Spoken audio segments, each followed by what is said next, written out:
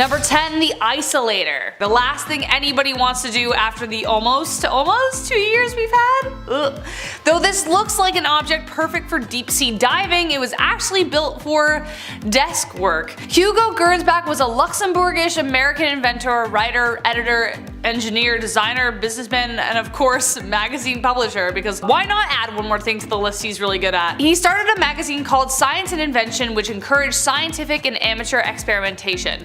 This was one of the inventions published in the magazine and was revealed in July 1925. The main purpose was to block out all of the noise from the surrounding environment, narrow the field of view like horse blinders to improve concentration. But don't worry, there was an oxygen tube attached to help out the studier, so you know you could breathe while you're reading about Shakespeare or something. Number 9, kangaroo boxing. Link here. This next one looks pretty self-explanatory, but also it's very confusing at the exact same time. Kangaroo boxing actually became pretty popular in the 1800s. In both Europe and the United States, clowns and professional boxers would square off against marsupials in front of herds of people. It was actually started by a university professor just like as a joke, and then it really caught on. Who they cheered for? One can't be certain. The man in the above photograph was sparring against a kangaroo in Germany in 1924.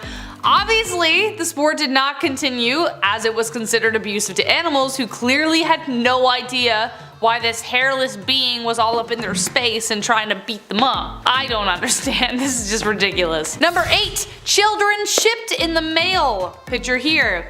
Sounds ridiculous, is ridiculous. But did it happen? Of course it did. However, this picture was actually staged, but this actually did happen. Imagine your sister calling you and telling you your nephew is visiting, and then minutes later the doorbell rings and your nephew is just like chilling with some packing peanuts in a cardboard box. Well, not quite. The postman had to play a kind of babysitter a bit. Shortly after package delivery, a revolutionary thing on its own, was introduced, a couple in Ohio sent their infant son to their grandmother's via postman in 1913. It cost 15 cents plus $50 insurance. Once this oddball story got out, the trend caught on. Regulations were vague about what you could and could not send via post, so why take a bus when you could take a postman? Rural townships also usually knew their postmen really well, so they'd be like, oh come on Joey, here's 15 cents, take little Timmy to my aunt's, I don't know. So they trusted them, they weren't just passing them off to strangers. However, eventually new regulations came out banning the practice. Finally, because it's just weird. Number 7, mummies for sale. Considering the frenzy that people get into when archaeologists discover a new mummy, you might be surprised to learn that this picture is actually a street merchant selling mummy merchandise of actual mummy. During the Victorian era in the 1800s, Napoleon's conquest opened the gates of Egypt to the Europeans, making mummies a really hot commodity. Like imagine somebody uncovering your aunt and going, ooh, we could sell her. Weird, right? Like 1,000 years from now? They could be purchased from street vendors, just as you see from this photo. The Euro Elite used to even have mummy unwrapping parties, which is exactly as it sounds and not what you would expect people to do with a corpse. But even weirder than that, people actually thought ground up mummies had medicinal properties. It was so popular that it even instigated a counterfeit trade to meet the massive demand for magic mummy ground stuff. What did the counterfeit trade involve? The flesh of beggars instead of mummies. All that behind one picture. Number 6, half and half. This next one actually has a kind of sad story behind it, but paints a very clear picture of the division between Catholics and Protestants, and actually just religion in general. This picture depicts 2 graves in the Netherlands, one belonging to a Protestant and the other a Catholic. In 1842, a 22-year-old Catholic noblewoman fell passionately in love with a 33-year-old commoner, a colonel in the cavalry who was also Protestant, a big no-no. Their marriage was a total scandal, but they said screw you to their peers and stayed together for 40 years. The woman's husband died in 1880, and to forever unite them, she built a grave that would forever keep them together even though they were apart by a wall. The old cemetery was strictly divided into Catholic, Protestant, and Jewish sections, so these two monuments were built so they could forever be together. Does anybody have a tissue? Number 5. Leo the Lion! Believe it or not, you've seen this lion before. In fact, you've probably seen him many times while watching your favorite films as a kid and even now. The lion in the photo is the one, the only, Leo the Lion, the majestic beast who roars the MGM logo, like the old one. Leo the Lion was the regular star of MGM since it was founded in 1924. The first MGM lion was called Slats, not Leo, and he actually didn't roar, he was just kind of like looking around. It was more like a gif. But Leo is actually the most familiar roar, like everybody knows what he sounds like. But who is the man having tea with such a lion?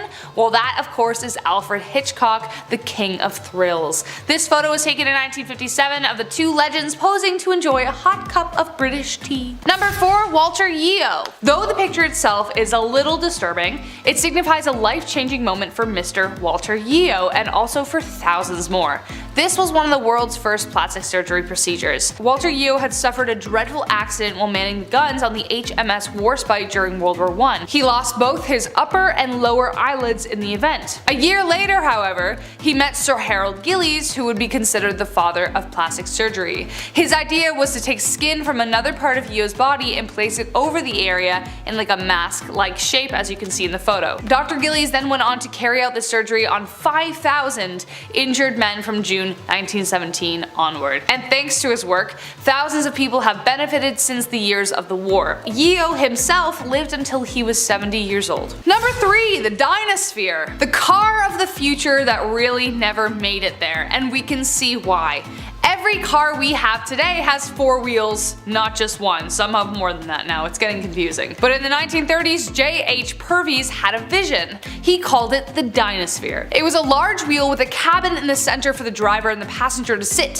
Funny enough, it did actually work. Check this out. But did anyone else notice the problem with driving it? Yeah. You have to drive like Ace Ventura with his window open because it broke, you know what I mean, that scene? Exactly.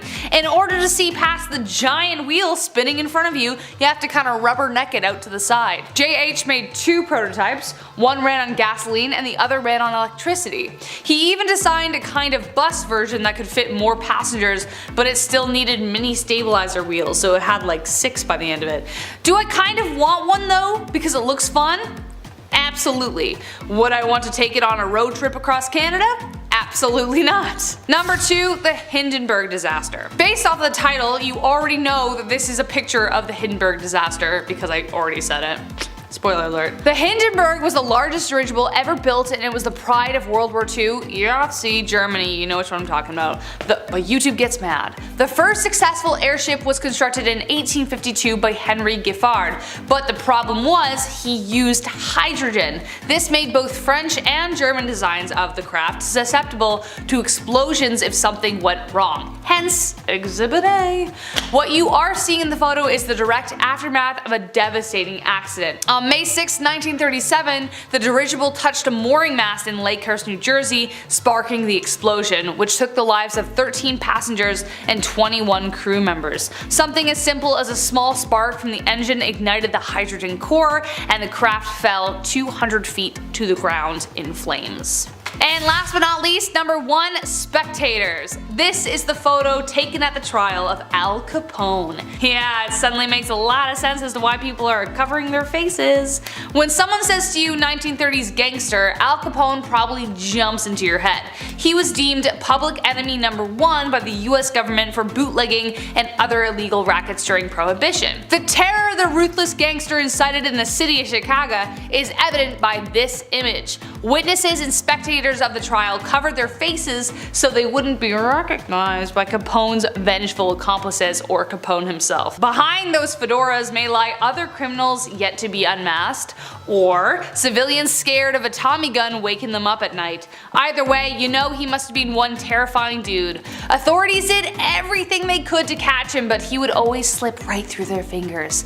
Finally, his reign came to an end in 1931 when they caught him on income tax evasions of all things that landed him an 8-year sentence. Starting off this list in our number 10 spot, we have the eruption of Mount St. Helens. Mount St. Helens is a stratovolcano located in Skamania County, Washington. This volcano is best known for its huge and disastrous eruption on May 18, 1980. This photograph comes from photographer Robert Landsberg, who of course was in the area at the time of the eruption. Before the eruption, he had visited the area in order to photograph and document all of the changes that were happening. On May 18th, he was within a few miles of the volcano when it erupted. Since he unfortunately was located so close to the explosion, he knew he would be unable to escape this disaster, so instead of focusing on the impossible, he focused on taking as many pictures as possible.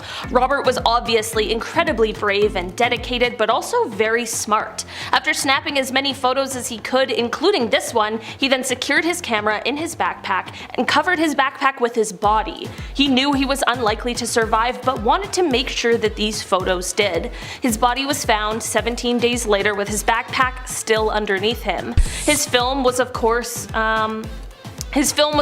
developed and has provided geologists with some really valuable insights with his close documentation of the eruption. In our number 9 spot today, we have the core.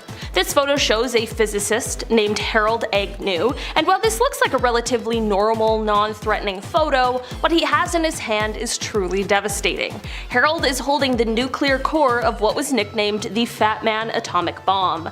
This means that Harold is holding the nuclear core of the atomic bomb that was later dropped on Nagasaki in 1945. The immediate blast of course took many lives, but so did the long-term effects of the bomb, like radiation illness and that sort of thing. It's crazy to look at a photo like this because it seems just so perfectly normal when he literally has a life-changing, world-ending device in the palm of his hand. Also, I don't think I could ever hold something like that. Not only would I just not want to, but I would just be so afraid that something was gonna go wrong. In our number 8 spot today, we have the Challenger crew. This is a photo that was taken of the clearly very excited Challenger crew as they walked down the ramp ready to head off on their mission. The crew even included 37-year-old Krista McAuliffe, who was a high school social studies teacher. She had won a spot on this mission through a program with NASA called the Teacher in Space program, and she had trained diligently for months in order to be the first non-military person in space. On January 28, 1986, the Challenger mission proved to be fatal just 73 seconds after liftoff. 2 rubber O-rings failed because of the cold temperatures of the morning, and on live television, the world watched as the spacecraft broke apart and plunged into the ocean, sadly taking the lives of everyone on board. It is an absolutely tragic event made even more chilling by this final photo. In our number 7 spot today, we have the plague. This photo comes from the 19th century, from the third plague pandemic. This was the first time that the plague had spread to all 5 continents. While we now know something about what that might have been like, what we haven't had to endure are the doctors that dressed like this. This is a photo of the outfits and masks that plague doctors wore when they would come to your house to treat or diagnose you. The long beak-like noses of the masks are very creepy, but they were used to hold herbs and other nicely scented things because they believed that it would help ward off the bad air, which at the time is what they thought was causing the sickness. A pandemic certainly is bad enough. Thankfully, our doctors and nurses are just sticking to scrubs. In our number 6 spot today, we have the elephant's foot. This photo looks like it's just a big lump of nothing, but it's called an elephant's foot. Don't worry, at first I was a little worried too, but it has nothing to do with elephants and is only named that because of its appearance. This lump was actually created from the Chernobyl nuclear meltdown, and it is just a mass of corium and other materials that were in the core of the reactor. This elephant's foot was located in the steam distribution corridor, which is under what's left of the reactor. While this mass doesn't produce as much radiation as it did before, it does still, to this day, produce a deadly amount. It is said that if you stood in front of it for just 300 seconds, that would be enough to get a lethal dose of radiation. It's kind of crazy that even though they knew this, they were still standing there taking pictures of it. But I'm just glad because we all now get to see it, and it gives us just a little more insight into what exactly happened that day. In our number 5 spot today, we have Mount Pinatubo. This is a photo that is showing Mount Pinatubo, which is located in the Philippines Philippines on June 15, 1991. That is the day that this volcano erupted into what would be the second largest volcanic eruption of the 20th century. Certainly impressive, also extremely terrifying. This photo shows the pyroclastic flow full of hot gas and rock being flung into the air. Eruptive activity in the volcano first started on April 2nd of that year, which prompted researchers to set up seismographs in the area. By June, the volcano was having a group of progressively shallower eruptions before, on June 12th, the volcano had its first spectacular eruption, which sent an ash column 19 kilometers up into the atmosphere. After more highly gas-charged magma reached the surface on June 15th, the volcano once again exploded, this time sending the cloud of ash 40 kilometers up into the atmosphere. Volcanic ash and pumice blanketed the surrounding area, and pyroclastic flows filled what were once deep valleys with fresh volcanic deposits. It was truly magnificent and extremely powerful, and this photo shows just that. In our number 4 spot today, we have the Pioneer's Defense. This photo is known as the Pioneer's Defense, and man, does it ever look creepy. This photo comes from 1937 and it was taken by a Russian photographer named Viktor Bulla. This photo takes place in the Leningrad area, which is now known as St. Petersburg, which is the second largest city in Russia.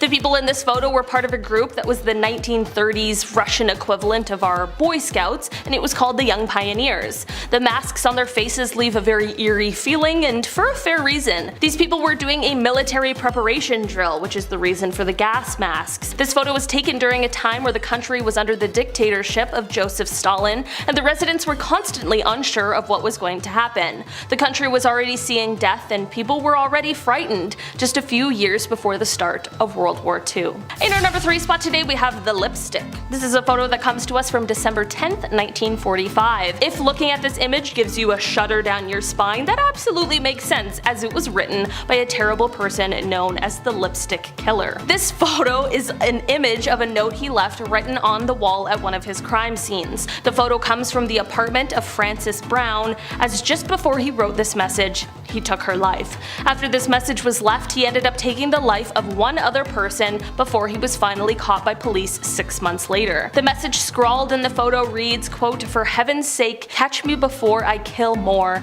I cannot control myself." It is an absolutely chilling note with a horrifying backstory. In our number 2 spot today, we have the acid drum.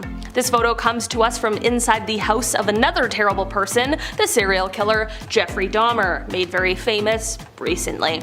This photo was taken from the inside of his home after he was found out and caught by authorities. Before his arrest, he was sadly able to take the lives of 17 different people. Although this photo might look kind of plain, the horrors are plentiful. This shot shows a drum full of acid that was located inside of his home. Probably don't really need to tell you what it was used for. I can't imagine the horrors investigators saw when they entered his home, and even previous to that as they investigated his crimes. Thankfully, Jeffrey was caught, and in 1992 he was sentenced to life in prison, but just 2 years later he was killed by a fellow prison inmate. In our number 1 spot today, we have the Dyatlov Pass incident. If you have never heard of the Dyatlov Pass incident, you better buckle in because it is so terrifying. This photo was taken in February of 1959 as 9 young Soviet hikers sent out to trek through the Ural Mountains. They had set up a camp, and sometime during the night, something happened that made them cut their way out of the tent and all flee the site. Leaving in such a rush, they were of course underdressed for the bitterly cold weather,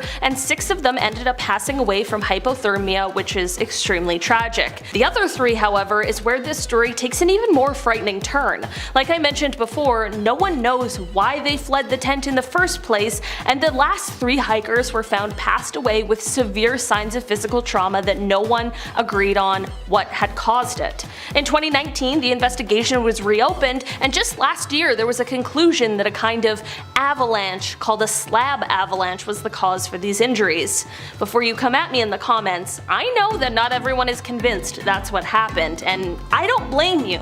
It's really strange. So, down below in the comments, let me know what you think. Let's solve this mystery once and for all together in the YouTube comments. Regardless of what happened, this whole incident was of course very tragic, but the mystery behind it definitely takes it to a very spooky place. Starting off with S for secret. Alrighty, so here is from the Polish Constitution Day celebration in Chicago, specifically the one from 1978. On the left there, all washed out and crappy old flash display style, is First Lady Rosalind Carter. The guy shaking her hand, or rather just holding it and staring off camera like a waiter just went by with a tray of warm sausage rolls he wants to really get into, is John Wayne Gacy. And if you're also thinking, yo, what is up with this guy being in so many random famous photos, you're absolutely right, and it's genuinely strange how photographed and out there Gacy was. By the time this was taken, he had already killed over 20 people. Also, when he wasn't side hustling as a clown, he was super active in the government and politics, thus why wearing the S on the lapel. It was given to him by the Secret Service to indicate special security clearance, so the S literally does stand for secrets, both the US government's and his own, whose secrets are worse though, huh?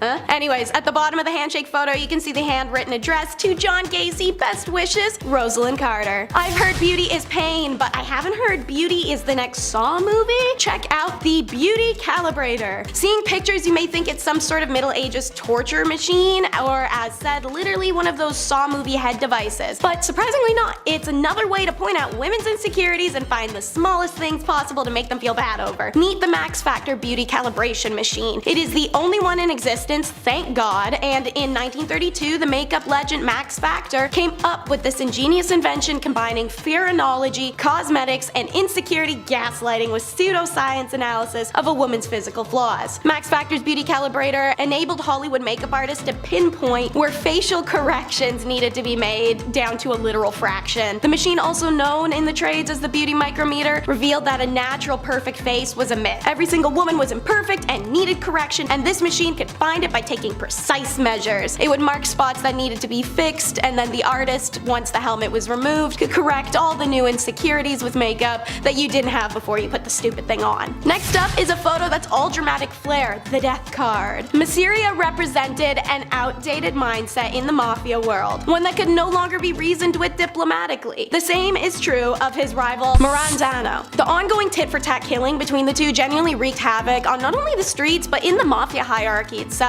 Those resistant to change generally don't last long, and meetings of the Mafia Elite tried to bring around at the end of bloodshed, but Marandano especially consistently manipulated matters to his own advantage. In order to facilitate underworld peace, the consensus turned from diplomacy to the inevitable. One of these guys had to go. The final straw, according to the accountant Nicola Gentile, was when the police informants called Masseria and said knock off the violence. Having an idealism for peace, he actually responded by disarming his men, and they were all pissed. Joe the boss, Masseria, his bodyguards, and Lucky Luciano all met at a seafood restaurant at 3 p.m. on April 15th of 1931. Luciano excuses himself from the card game while that they're playing to visit the bathroom. This is the signal for the hitmen. The bangs could be heard from around the block apparently, as Joe was hit from behind 4 times in the back and 1 in the head. And it's born, the infamous Ace of Spades shot. It added to the cult status of this hit, but many expect that the Ace of Spades card was placed between Masseria's fingers after the hit by a photographer just for the shock factor of the press. Next is a series of photos recovered before they could be lost. Holes in a window. Former LAPD reserve officer turned photographer Merrick Morton was faffing around in the LA Police Department when he comes across a stash of LAPD crime photos ranging in the dates of 1920s all the way to the 1970s. These were cellulose nitrate based film, and the negatives were so decomposed they're deemed fire hazard, but Merrick saw enough of the few stills to know that they'd be an absolute effing gold mine. Working with Phototeca Photo Digitation Service and the US National Film Archive, the photos were given a new life. This collection is NSFW, and there are hundreds. Now spruced up, the macabre photos are mostly crimes, and many of them violent and depicting the bodies or surviving victims' injuries. Obviously the ones you're seeing on screen as I'm talking are tamer, such as my choice, the one you're seeing now, holes in the car window. Something about it gives me a deep sense of discomfort, thus the choice. The collection contains recognizable crimes and faces too, an unusual photo of Malaya Nurmi dressed as Vampira, pictures of comedian Lenny Bruce's OD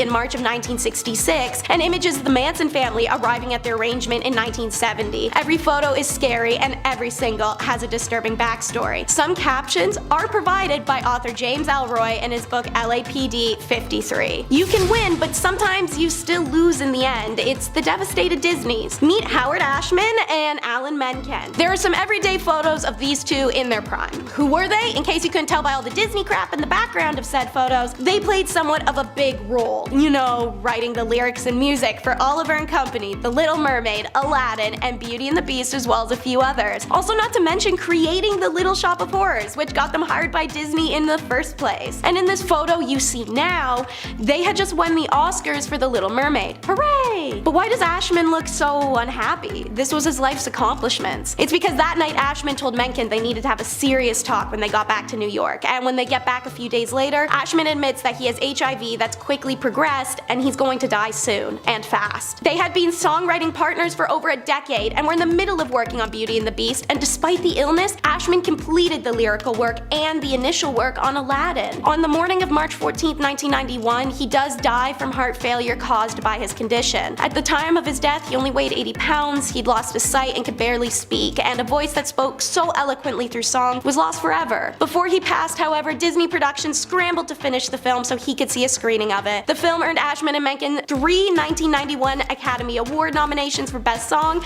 and the title song winning the award. Perhaps most amazingly, Beauty and the Beast was the first animated film ever nominated for an Academy Award for Best Motion Picture. So it looks like a photo of two men achieving their wildest dreams, but it's a record of their last normal moment together. Oh look, it's the D-Bags Day Off! Camp staff! Check out this jolly-go-lucky group. They got the day off of work because the weather was nice for the first time in a long time. During the wartime, that must have been awesome, especially being young. Finally shirk responsibility, maybe go get a pint, have a picnic, hang out with each other, maybe get a little frisky, lavishing in the sun. I'm done looking at them. In fact, I'm sick by having to look at them. When that group of people isn't to have lighted and silly summer fun on a day off, they're going back to their jobs at the camps of World War II to do exactly what you're thinking they would be doing for work when I say they work at the camps of World War II. And they enjoyed it. This wasn't one of those mandatory war jobs or excuses you can make up for following orders. These young adults, who may as well be the grandmothers, grandfathers, or great-grandma or pa of people even watching, chose to do this job and actively enjoyed it. So this is a good reminder it's not that far in the past, and these people most likely took lives shortly before or after this photo was taken.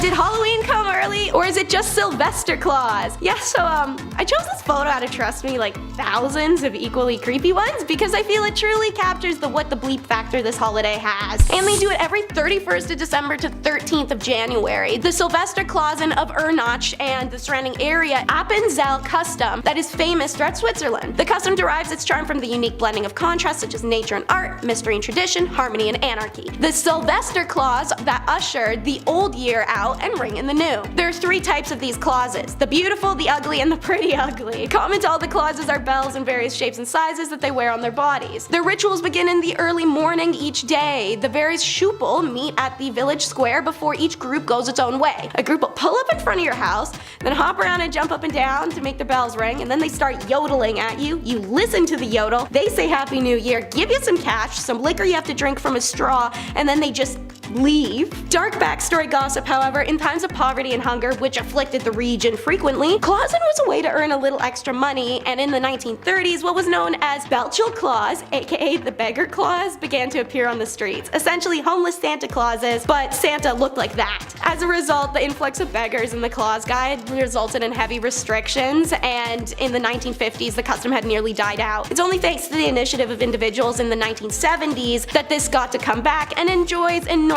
popularity today. Somebody come get their creepy uncle. Cannot tell me this isn't the energy this photo gives. Creepy uncle. The woman is unidentified, but definitely a follower to be able to handle that guy's BO and greasy hands on her. It was taken of the Children of God leader, David Berg. This group started in 1968 in California after Berg claimed God himself had gifted him with prophecies. In reality, Berg started making extreme demands of his followers, give up their money, worldly possessions in exchange for limited outside access, horrible cramped living conditions, brainwashing, and would make this group famous for really bad reasons I can't and would rather not get into. Former members of COG have been outspoken about the childhood they suffered growing up in the communes. Actress Rose McGowan, the most famously outspoken, published her story of 9 years in the group. Actors Joaquin and River Phoenix, also raised in the cult, had it harder than Rose, and that trauma plagued River especially. He was actually the original heartthrob of the 80s and 90s, a role, fun fact, DiCaprio only managed to take once River's substance addiction caused by his traumatic childhood unfortunately took his his life. So more of an unfun fact, but the matter stands that River painted the way for DiCaprio, and this psycho ruined a lot of people's lives. Have you ever seen a photo you can feel? Before you see the photo itself, you're gonna learn about the man in it. So, Joseph Goebbels, a National Socialist politician and propagandist who held multiple high-rank roles in the Yahtzee party. As a party chief for Greater Berlin, 1926 to 45, Reich leader of propaganda, 1929 to 45, and in 1933, the push-broom mustache twit appointed Joseph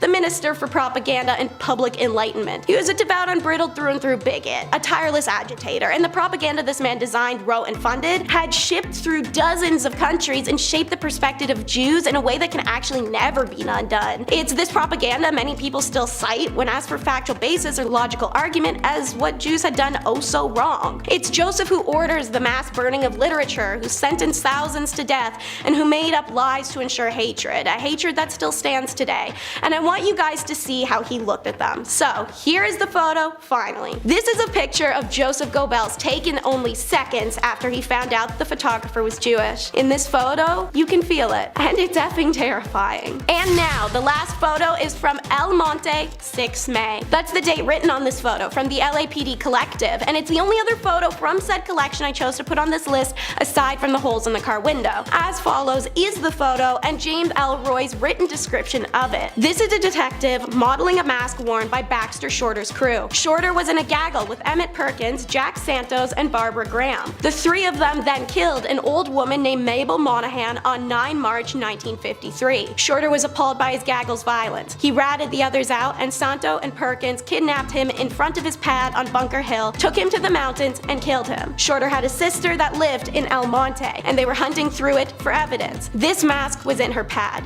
James Elroy. If Mabel Monahan's former son-in-law Tudor Scherer hadn't been a Las Vegas gambler, the 60-year-old widow probably would have never been killed. Also, if she didn't stay friends with him after he divorced her daughter, that'd probably have helped. But she did, and people found that weird. So there had to be something at play, right? Maybe Scherer trusted her so much he stored his 100 grand floats there. Ex-cons Emmett Perkins, John True, and Jack Santos think that, and they plan to take it. Barbara Graham joins the group to be their key into the door. Mabel takes a while to open up, but Barbara persuades her with the story of a broken down car and pleas for the phone. Mabel was reluctant, but the young woman was alone, and the widow knew firsthand how scary it could be for a woman to be on her own at night, so she let her in. And in comes John True, Jack, Emmett, wearing rubber masks. We're gonna take a pause. Ladies and female presenters, our own sex does not guarantee our safety, and you can't predict anyone's intentions. Please trust your gut if it says don't open that door. Mabel is struck on the head, left gagged and bleeding in the hallway. The group ransacks her home for a safe that never exists and panic when there is none, so they just leave her there. Mabel is dead for 2 days in her home before she's found. The investigation into the slaying of the Burbank widow began, and it was a long one, filled with drama. In the end, the four are charged with conspiracy to commit burglary, robbery, and M-word on June 3rd, 1953, in the death of Miss Mabel Monahan. Number 10, the Cube. Alright, Transformers fans, let's do this. I feel like we're hearing more about these things like UFOs or UAPs, whatever you want to call them now. I feel like we're hearing about them now more than ever. So, why not kick this weird list off with something off-world? We have to include some alien cover-ups, right? It's me, it's Taylor, why not? I figured that I'd find one that's also not too well known. We haven't seen this one,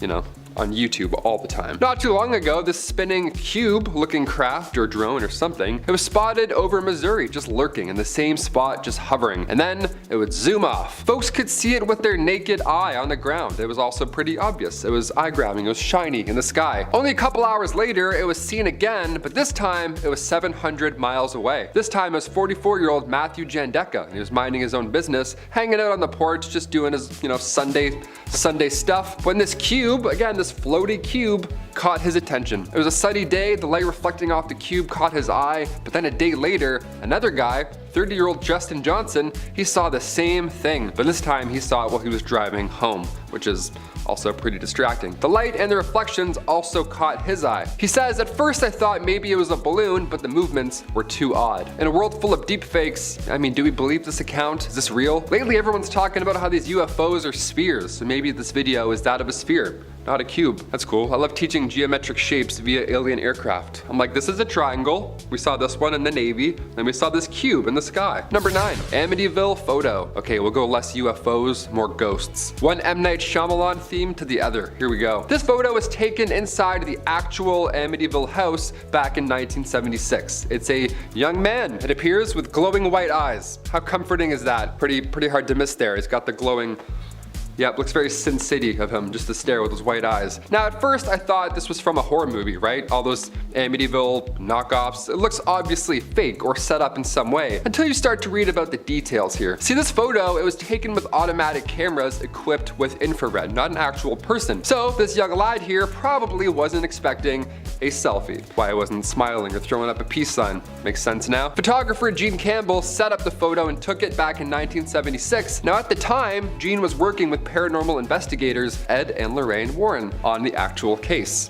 I'm scared now. This photo was revealed 3 years after it was taken on the Merv Griffin show, and many believe this is the ghost of John DeFeo, one of the victims in 1974. Now, you can't really do this anymore, right? You can't whip out photos from a otherwise crime scene and be like, okay gang, what do we think? Spirit or not a spirit?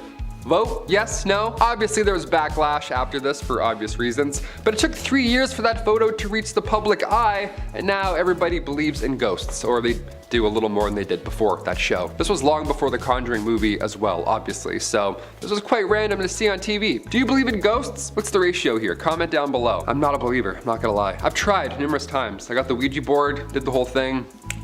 Felt nothing, man. Like an 18-year-old on Christmas. I'm like, is that it? Is it done? Do I have to feel anything anymore? Number 8, Alfred Hitchcock and the MGM Lion. All right, you're gonna hear me roar after this one. This photo was from 1958. You've seen this at some point, right? Hopefully, or else, you know, we'll send over a VHS, we'll help you out. It was taken by Clarence Sinclair Bull. Now the photo appears to be, well, no, it doesn't appear to be at all. It's Alfred Hitchcock serving tea to a lion. Yeah, the famous MGM lion. His name's Leo. That's him. There he goes. He's getting tea. He loves suspense and tea. Who would have thought? And company, it appears. North by Northwest was the only film that Hitchcock did with MGM. So there's a rumor now that he directed The Lion's Roar for the MGM intro, which is fun. But you're also like, okay, that's a real animal. That's sad. And also, that's probably nonsense. There have been 7 MGM lions in total. Yeah, not just one. But Leo was known to be the most friendly. I want to hear about the other 6. I'm like, what happened there? He's still in the logo today, but again, back in the 1950s, it's hard to say what it was really like on set. I mean, it's still a lion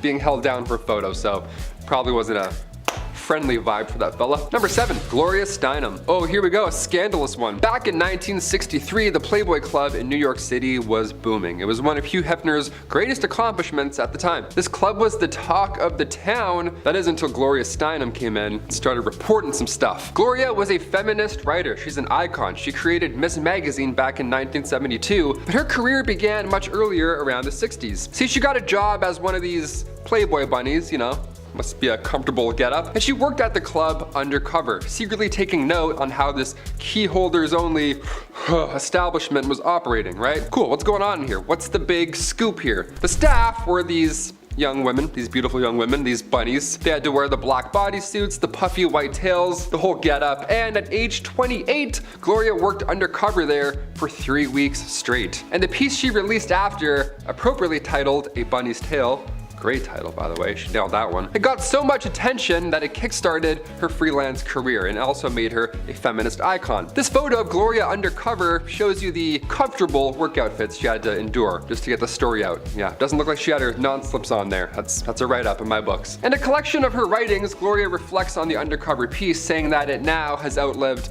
all of the Playboy clubs, both here and abroad. That was before Hefner passed away in 2017, so I will add that you also outlived him as well. Good, he wasn't a very nice lad. Let's move on. Number 6, North Sentinel Island. All right, we got some people, some aliens, some ghosts. What else do we need, Taylor? How about some weird islands? Sure. North Sentinel Island. We gotta head over to India for this one. This island is the home of the Sentinelese tribe. You've probably heard about this at some point. One of the most forbidden islands in the world. But why? Located in the Bay of Bengal, North Sentinel Island is about 1,200 kilometers away from India. And while most islands are shrinking, this one actually grew back in 2014. Yeah, the universe is like, more. Yeah, you need more of this, sure. The island lifted up a couple meters during an earthquake, so the west and south sides, they gained an extra kilometer. Nice. DLC unlocked. The inhabitants on this island are among the few uncontacted tribes left in the world. They have apparently been there for 50,000 years, and there's no sign of agriculture or even fire. Yet somehow this tribe has thrived for ages. Now, if we try and get close, they will try and drive anybody away. More than fair. Like, we have enough room. We're good. Let's just leave. In fact, back in 2006, 2 fishermen sadly lost their lives because they got too close to the island without knowing who was on it or what the island was. Yeah, you can't just approach random islands. You gotta do some homework.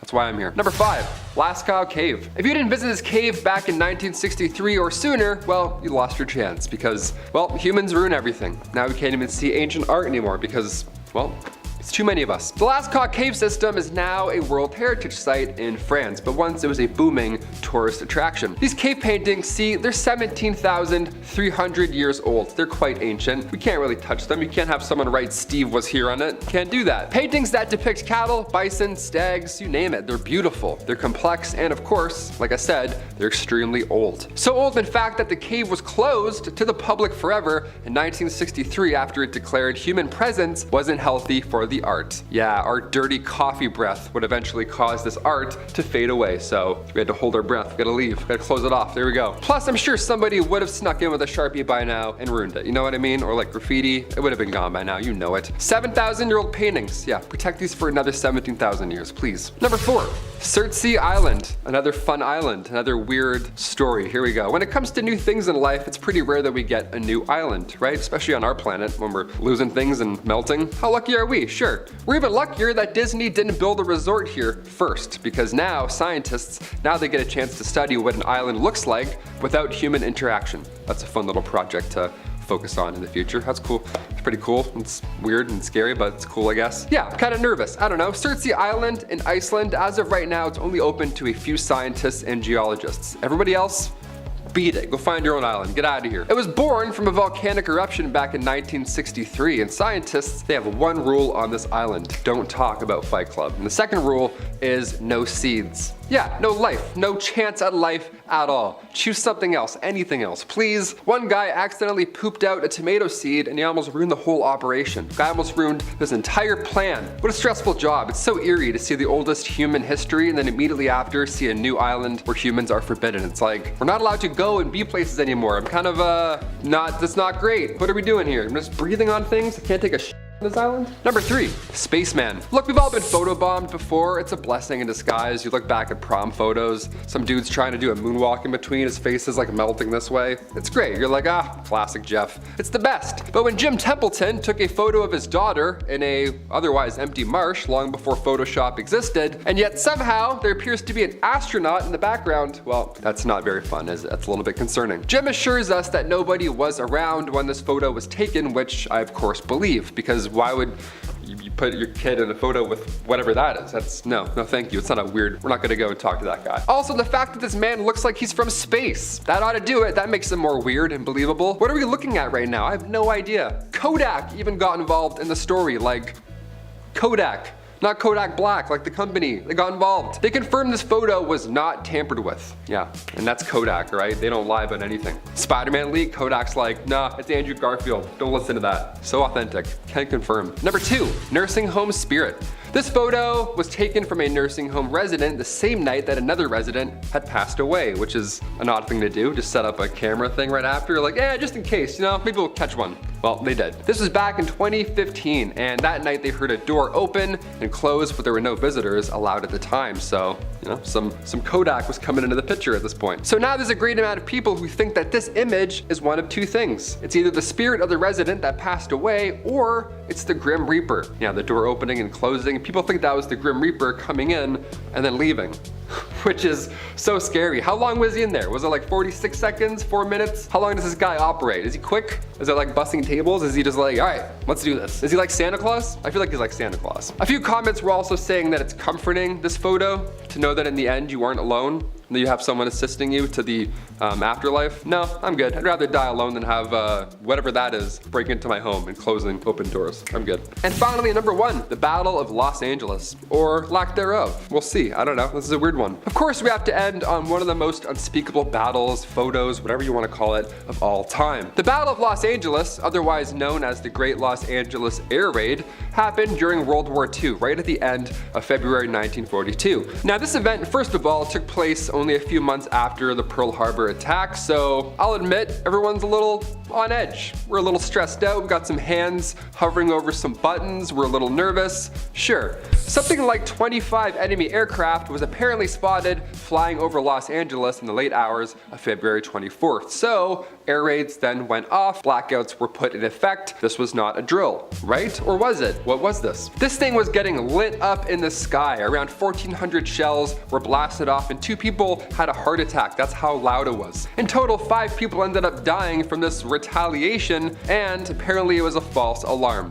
Although many now believe that it was UFOs or aliens, and that's why we were launching stuff at it. A press conference was held by the Secretary of the Navy, Frank Knox, and he called the incident war nerves. People have heart attacks. He's like, oops, I was nervous, my bad, slipped. Little quick reaction there. Starting off in our number 10 spot, we have the burst of joy. You might be looking at this photo wondering how this extremely joyous photo could hold any dark secrets. Well, this photo won a Pulitzer Prize, and for a very good reason. The photo was captured by Slava Vedder on March 17th, 1973 at the Travis Air Force Base in California. The photo shows United States Air Force Lieutenant Colonel Robert L. Sturm and his family. This was taken as he was being reunited with his family after 5 years of being held as a prisoner of war in North Vietnam. On October 27, 1967, he was leading a flight of F-105s when he was shot down over Hanoi and held captive until March 14, 1973. I can't imagine what this must have been like for his family, because there was a chance that he could have not come home at all. The girl with her arms wide open is his daughter, but the looks on all of their faces truly captures the pure joy that they are all feeling. In our number 9 spot today, we have the reflecting pool. This is one of the creepiest or chilling images ever taken. It depicts a young girl in a graveyard who is looking down at her reflection in a pond. Okay, maybe a little eerie, but not exactly chilling. What really makes this photo what it is, however, is that there are seemingly 2 reflections looking back up at the little girl.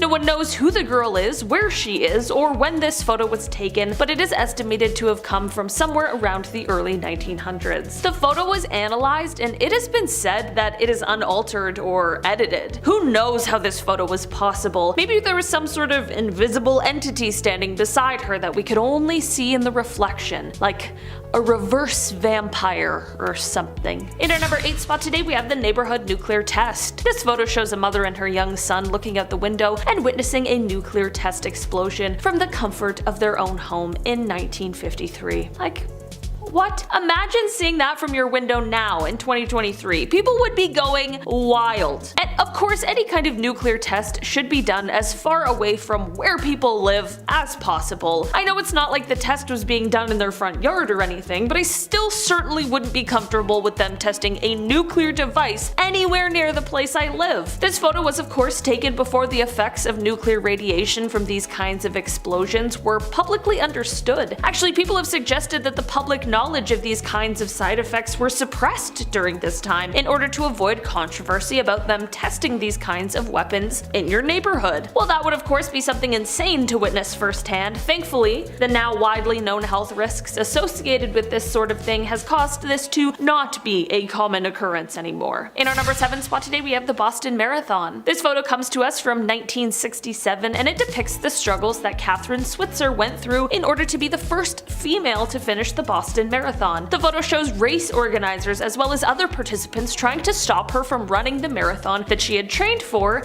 and was more than capable of completing. She has written a book that explains in great detail all of the things she went through that day and how the critiques and opinions about a woman running the race started even before she had registered to run. People in our history like Catherine are very important, as well as photos like these, because they show when people were literally trying to drag her down, she just kept on running. In our number 6 spot today, we have the reenactment. This photo is extremely unsettling, and for a very good reason. If, when you look at this photo, your instincts tell you that the guy in them is creepy, ding ding ding, you're right. This is a photo that features the German serial killer Joachim Kroll. He is known for taking the lives of 14 people, all varying in age, and he is also known for consuming parts of their flesh. This monster was caught in 1976, and he was discovered when police found out that he had been clogging the plumbing in his apartment with the remains of one of his victims. How gruesome is that? This photo was taken shortly after he was caught and arrested, and what you're seeing is Kroll reenacting one of his crimes for the police. I get goosebumps just thinking about that. I couldn't couldn't imagine being there or being the police officer that he's on top of. Talk about terrifying.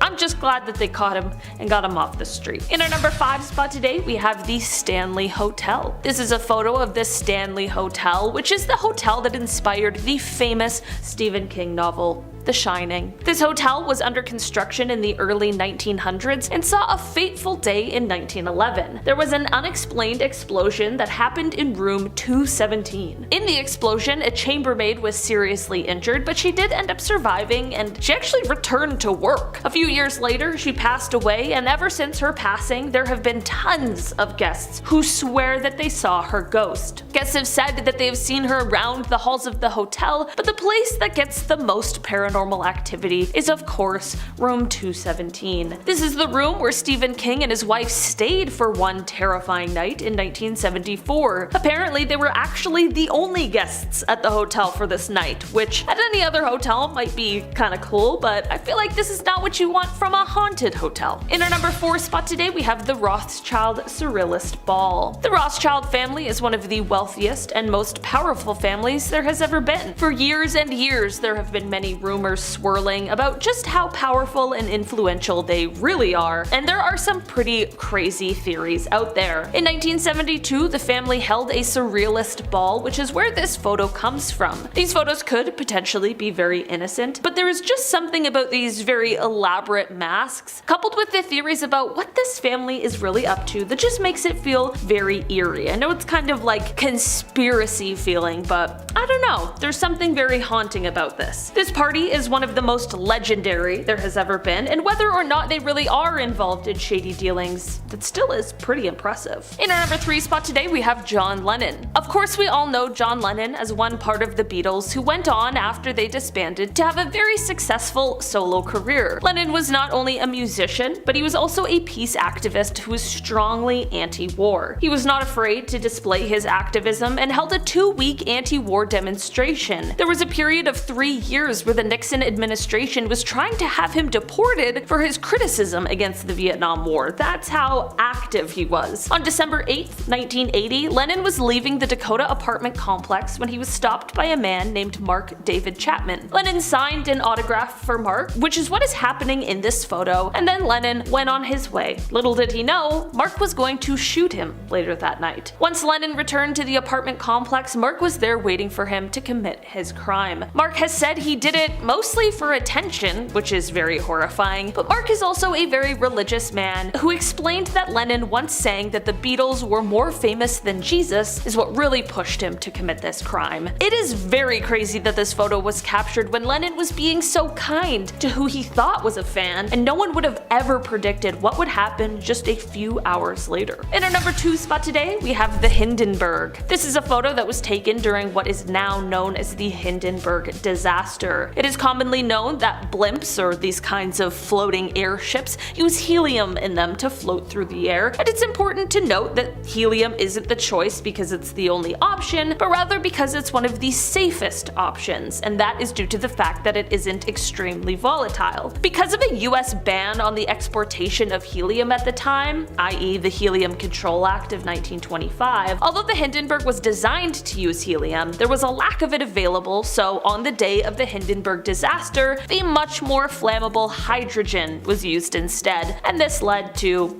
well, complete disaster. When the Hindenburg floated off on May 6, 1937, it disastrously caught fire during its flight, with 97 people on board. Sadly, due to the fire, there were 35 casualties on board the flight that day. It is an absolutely horrendous situation, which teaches us all a very valuable lesson. And finally, in our number 1 spot today, we have Mount Pinatubo. This is a photo that is showing Mount Pinatubo, which is located in the Philippines, on June 15, 1991. That is the day that this volcano erupted into what would be the second largest volcanic eruption of the 20th century. Certainly impressive, also extremely terrifying. This photo shows the pyroclastic flow full of hot gas and rock being flung into the air. Eruptive activity at the volcano first started on April 2nd of that year, which prompted researchers to set up seismographs in the area. By June, the volcano was having a couple of progressively shallower eruptions before, on June 12th, the volcano had its first spectacular spectacular eruption, which sent an ash column 19 kilometers up into the atmosphere. Additionally, smaller explosions continued on June 13th, which then led to some intense seismic activity. After more highly gas-charged magma reached the surface, on June 15th the volcano once again exploded, this time sending the cloud of ash 40 kilometers up into the atmosphere. Volcanic ash and pumice blanketed the surrounding areas, and pyroclastic flows filled what were once deep valleys with fresh volcanic deposits. It was truly magnificent and extremely powerful, and this photo shows just that. I don't know about you guys, man, but like, Mother Nature, I'm afraid of her, alright? First up is captured in a card. Alrighty, so you see this basketball card here. So centered, we've got Mark Jackson back in '89 playing a Knicks game, but over here in the far left background, we have familiar faces of Lyle and Eric Mendez. In 1990, the Mark Jackson NBA Hoops card went into circulation, a year after the two Mendez brothers depicted in the background killed their parents for life insurance in August of 1989. The brothers claimed a massive payout that allowed them to live a luxurious lifestyle, spending money on expensive watches, clothes, and cars. Among the items that they bought were tickets to a basketball game at Madison Square Garden, where they would eventually be immortalized on an NBA card. To make it a little creepier, logistically, this moment captured would have been between when they killed their parents and when they were arrested. Speaking of sports, there's such a thing as the wrong time to cheer, which is our next photo. See, this is Mike Hawthorne and Ivor Bueb celebrating with champagne after winning the 24H Le Mans. Look at the revelry and the glory between these men. Those around them have a completely different vibe, however. We've got an arrangement of meme expressions going on here. Homeboy in the back holding the book is giving a hell of a judgmental side eye, and we have a signature auntie are you serious expression going on. See, while these men are ecstatically celebrating their win, what isn't captured in this photo was that the raceway was covered in ambulances and fire trucks. Hawthorne had driven an opponent off the track, and the resulting accident killed 84 people, most of which were spectators. Videos of this event on YouTube are kinda insane to watch, not even because of the crash or the arrogance of the winners, but the announcer is so painfully cheery it's out of place, using an old timely projection system to shout, "Oh, women and children are dying, whole families are wiped out, but most of the finishing cars were British, a fine achievement in this abhorrent tragedy." It feels like a fever dream. Mountain climb to heaven is next. Because if you climb Mount Everest, let's be realistic, all you're doing is making your inevitable trip to heaven a little shorter of a distance upwards, giving yourself and the creator a little shortcut, you know? Alright, so this photo has the same visual quality as some loosely scattered cat litter, but I'm sure you can make out that we've got these silly little tents here. Man, look how far tents have come. As well as these two dudes in what it looks like high socks. This is the 1924 British Mount Everest expedition. We've talked about a few Mount Everest climber groups and things that have happened to them in a few of our videos, so you may be familiar with this one from our channel. That or literally any Mount Everest movie. They tend to either pick one specific story to document or mismatch all of them together for one plot and then throw Jake Gyllenhaal up on a mountain. Anyways, this photo was taken of George Mallory and Sandy Irvin shortly after they made their ill-fated attempt to get to the summit. While Mallory's body is found literally decades later in 1999, the body of Irvin never has been. Our next photo is of an undeserving celebrity. Why? Because the reason he's a celebrity is so extremely twisted that it blows me away, and I don't mean an undeserving in a Kim Kardashian made a family of talentless people famous through adult video kinda way. I mean in a seriously sick, twisted, criminal, undeserving way. I'll only be calling this man IS, as I do not believe any more infamy should be granted. The photo you see was from a Japanese magazine after he was released from prison due to insanity. IS killed Dutch-born Renee Harveld, and the two were studying in Sorbonne, Paris. He chose to do this because of her health and her beauty characteristics that he felt he lacked. IS considered himself weak, ugly, and small, and claimed he wanted to absorb her energy through, well, he had her body for 3 days. I'll simply let you piece together what I mean when I say that he had a considerable amount of this body missing and a very interesting fridge contents. But like I said, he was released, so how can you kill someone whilst on a student visa, desecrate remains, and then also do some pretty horrific acts posthumously? He is from a very wealthy Japanese family, and they somehow managed to get him released. Also, they paid the victim's parents a huge sum of money for the loss. That's the world we live in. After his release, he was frequently on talk shows, reviewed restaurants for magazines, and appeared in horror films. He even wrote a book on the murder of Renee. This next photo shows us you never know what could be just a reach away. This photo photo looks relatively normal. Now obviously it's not gonna be, it's on this list, and the fact that it's titled about reaching out to something, well, Sarah Funk, who you see here on the waterline, is a YouTube vlogger who's on a trip to Cyprus's Red Lake. And you can see her literally like 2 feet away from a suitcase lodged in the waterbed. It's 2 years after this photo's taken in 2019 that the drifting suitcase is retrieved and opened to reveal the corpse of a girl. She is one of 7 known victims of serial killer Nikos Mexata, whose signature was doing body dumps in suitcases.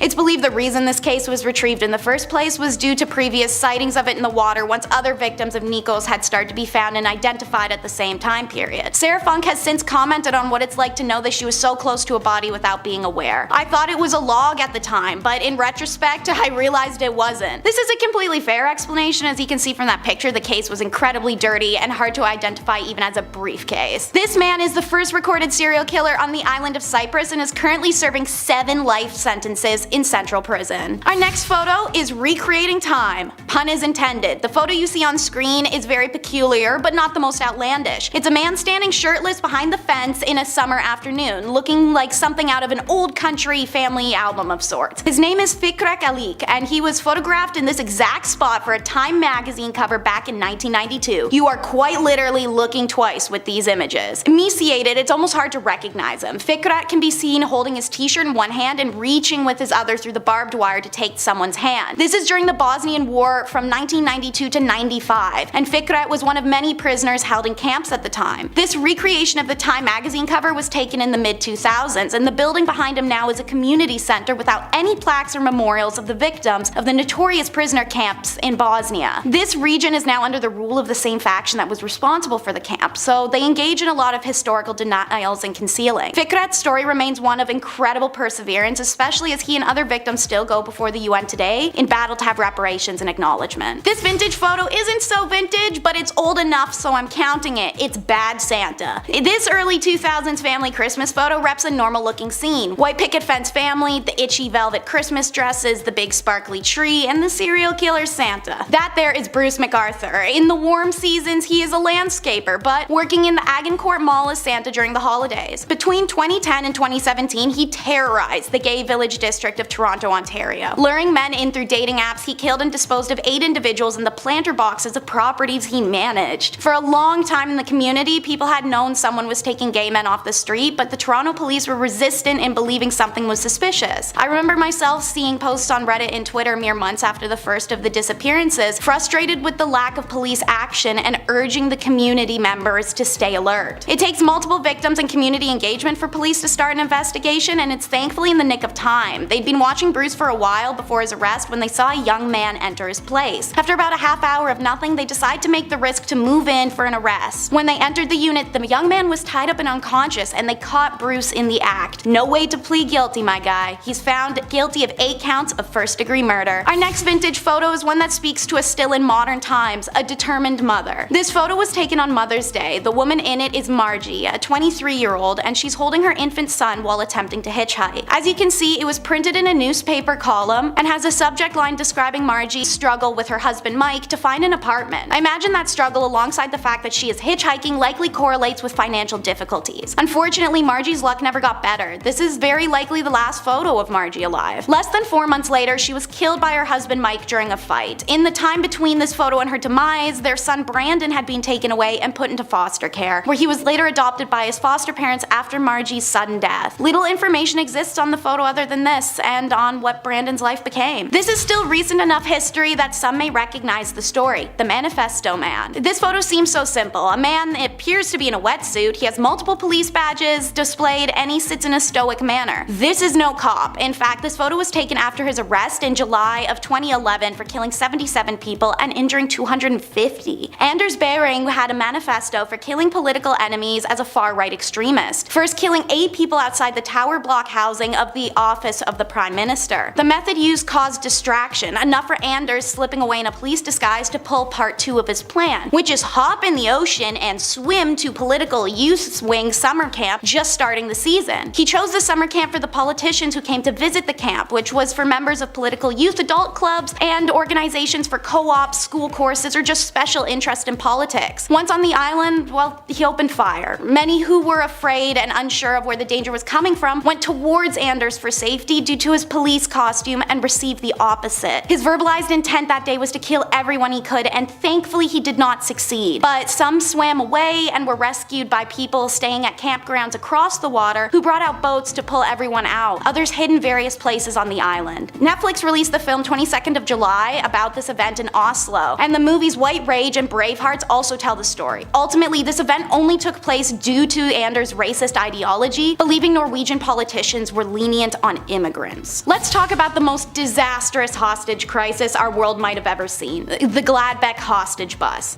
The 1988 crisis in Gladbeck, Germany was the kind of disaster you don't see often. In this photo, you'll see a robber left and a hostage right, taken on the last day of the situation. Day 1, 2 dudes rob a bank and take some hostages. They demand a getaway car and took 2 hostages and then stopped for one of the robber's sisters casually on the way, as reporters follow. Day 2, the same robbers hijack a bus with 32 passengers. Whilst holding out in the bus, they allow reporters some entry to interview them. One robber even came outside the bus for an interview like an MTV Cribs situation, but with hostages. The robbers state that their stance is that they don't care what happens because they'd simply take their own lives anyway if it all went wrong. Obviously, this is a sign for police to maybe, I don't know, handle with a lot of caution. And like tossing stones at glass houses, caution was non-existent. When the robbers take off in the bus, once again followed by police and reporters just doing nothing, the robber's sister is arrested by police at the first gas station they stop at. Her arrest causes the robbers to lash out and kill a hostage, so the police release her and go back to doing nothing. After this, the road trip crosses jurisdictions into Netherlands. The Dutch police are now involved, and they demand the release of any young hostages on board with the promise of a BMW in return. The robbers took 2 hostages with them in the BMW and drove back to Germany. Later on, they were surrounded by a lot of media reporters who took a lot of pictures of the scene, which can be found in Google. That is where our photo of the hostage and the robber was taken. Finally, the German police, after days of this, make a move that isn't just following the robbers like a lost puppy. They rammed the hostage car, causing a crash. One of the hostages flees off the highway as police and robbers engage their firearms. The woman in our photo, Silke Bischoff, is sadly caught in the crossfire. The driving robber said later in an interview that the bullets came from a policeman, but the German police denies that and says that the bullets came from the robbers and hit the hostage. No matter what, the one thing I can say about this whole story is what the f was anyone trying to accomplish here? Starting off this list, in our number 10 spot we have the Mad Bomber. This is a photo that was taken of someone known as the Mad Bomber. His real name is George Metsky, and he was the man who terrorized New York City for 16 years while he planted explosives in public places like an absolute psychopath. I guess he was apparently angry about a workplace injury he had suffered in the years prior to his terrible crimes, and so of course the normal reasonable jump to make would be not that at all. While no one should have ever had to suffer because of these crimes, the good news is that while he planted 33 bombs and set off 22 of them, miraculously only 15 people ended up injured in the end. This photo of him behind bars is extremely eerie thanks to his creepy smile and haunting eyes. I might be the only one who feels it, but it just seems like something's off.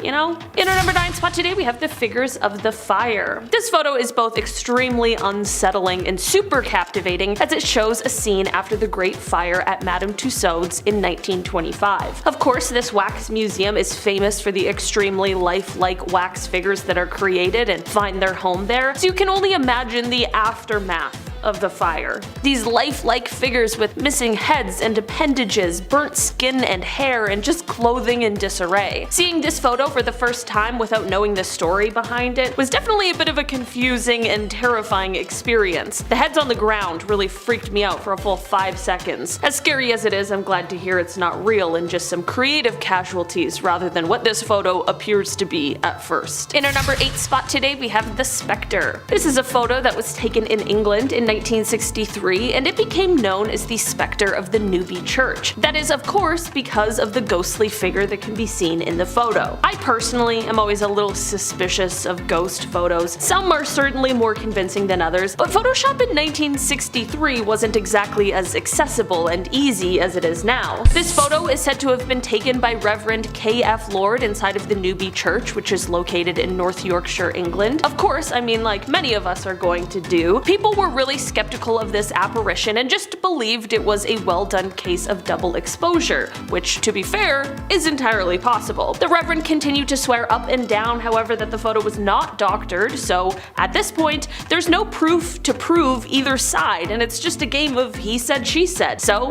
what do you guys think? Apparition caught slippin', or is the Reverend just making it up? In our number 7 spot today, we have the Tsar Bomba. This is a photo that was taken on October 30th, 1961. It was quite the Halloween spooky fright that year, as this is said to be the largest and most powerful nuclear weapon ever created and tested. The hydrogen aerial bomb was developed in the Soviet Union by a group of nuclear physicists that were under the leadership of Igor Kurchatov. The bomb was dropped by parachute and was detonated autonomously. While this test was meant to be a secret, turned out to be less than well kept, as it was obviously a huge explosion that was detected by United States intelligence agencies. A secret US recon aircraft called Speedlight Alpha was there monitoring the explosion, and it got so close that it had its anti-radiation paint absolutely scorched off. The photo clearly shows the bomb as it exploded, and it is said that this bomb was 5,000 times stronger than the ones that were dropped on Japan during World War II. That's not to say that those ones weren't strong, because they were absolutely devastating, it's just an example to show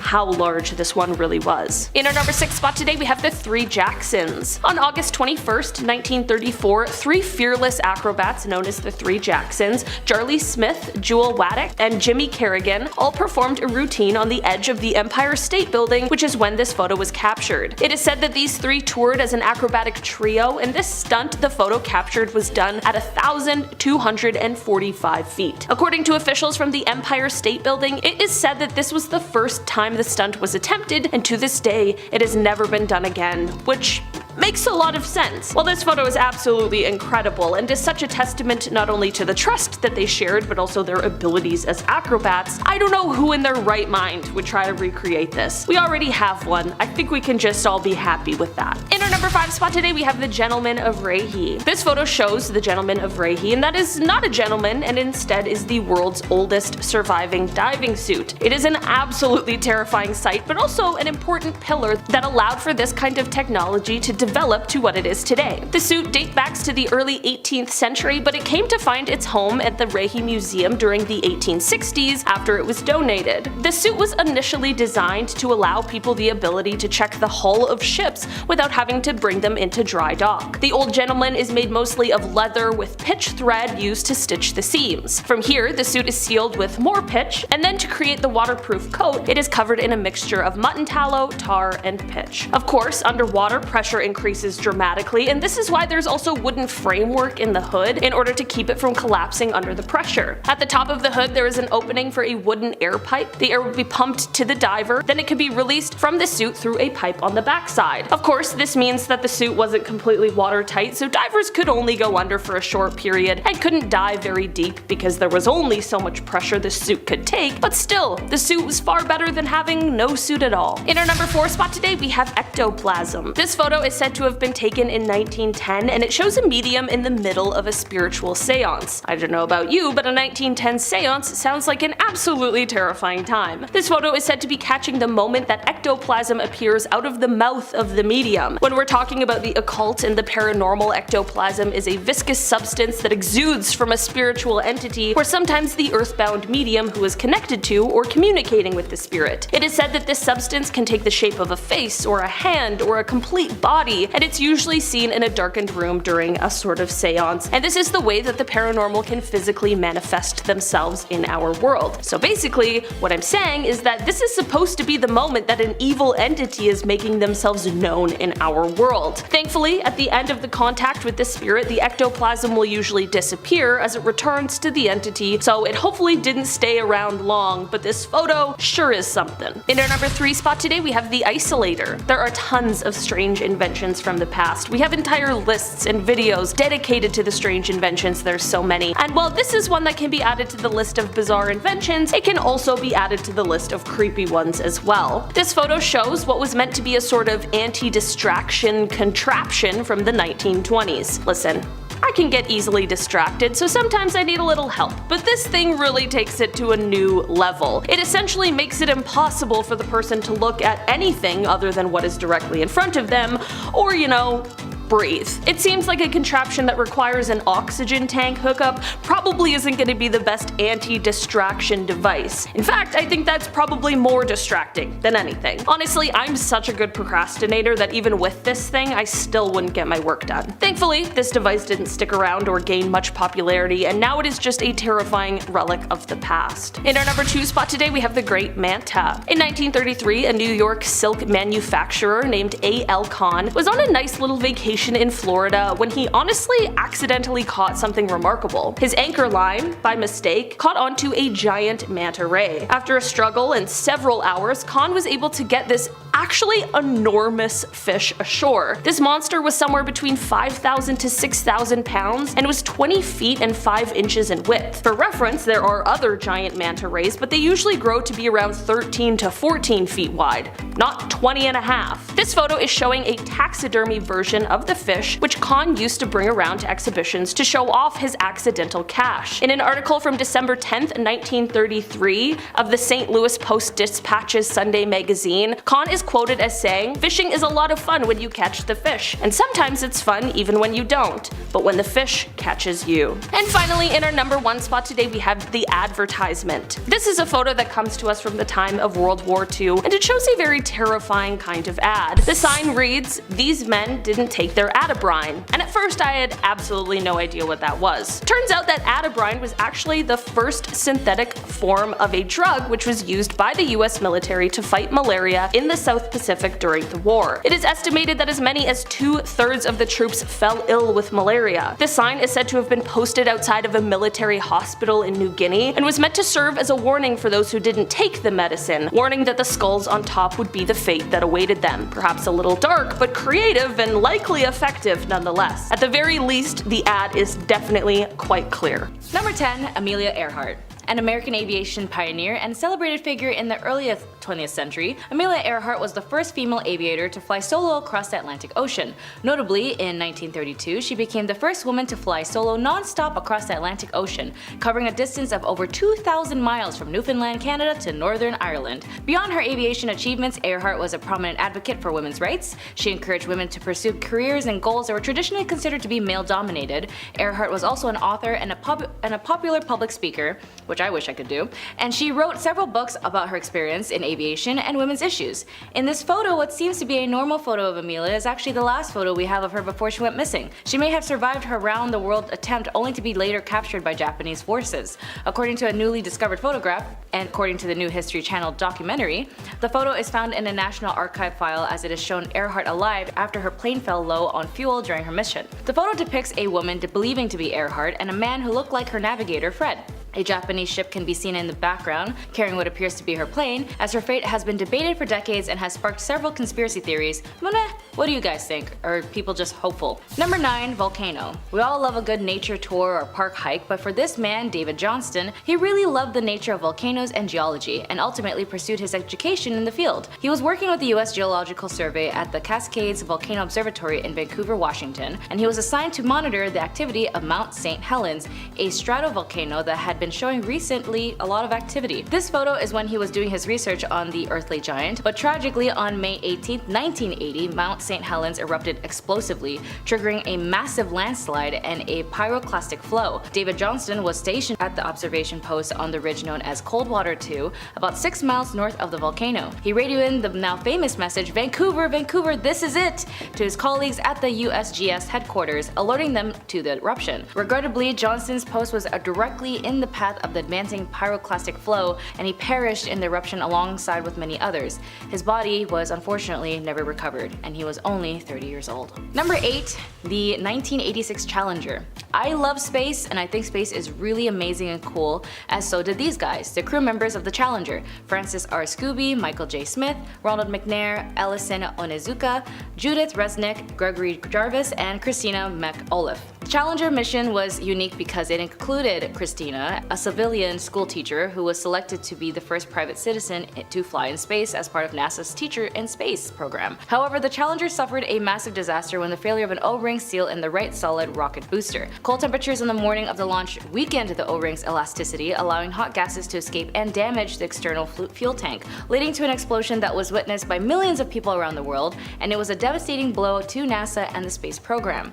Following the disaster, the Space Shuttle program was suspended for over 2 years, and significant changes were made to the shuttle's design and launch protocols. After its investigation, the disaster also led to a renewal focus on the importance of safety in human spaceflight. Number 7. Menendez Brothers. We're all fans of something, whether it's art, music, or sports, and for the Menendez brothers, they would be so excited to see that they happen to be in the photo card. But the most disturbing part of this photo is the fact that these two killed their parents before the photo was even taken. They went on a 6-month spending binge with their money. The case was so shocking to the media, including how after the deaths occurred, the brothers went to watch James Bond's License to Kill and tried to use it as an alibi. How a week prior their mother confided to her therapist that she was worried that her sons were psychopaths, and how one brother bought an entire chicken wing restaurant with the parents' money after they had passed away. Their father was an executive in the entertainment industry, and both went into private schools, and the older brother Lyle was briefly enrolled in Princeton. After 2 deadlocked juries, LA prosecutors retired the brothers in a courtroom that did not allow cameras, and the new jury found them guilty on 2 counts of the first degree. They were sentenced by the judge to life in prison.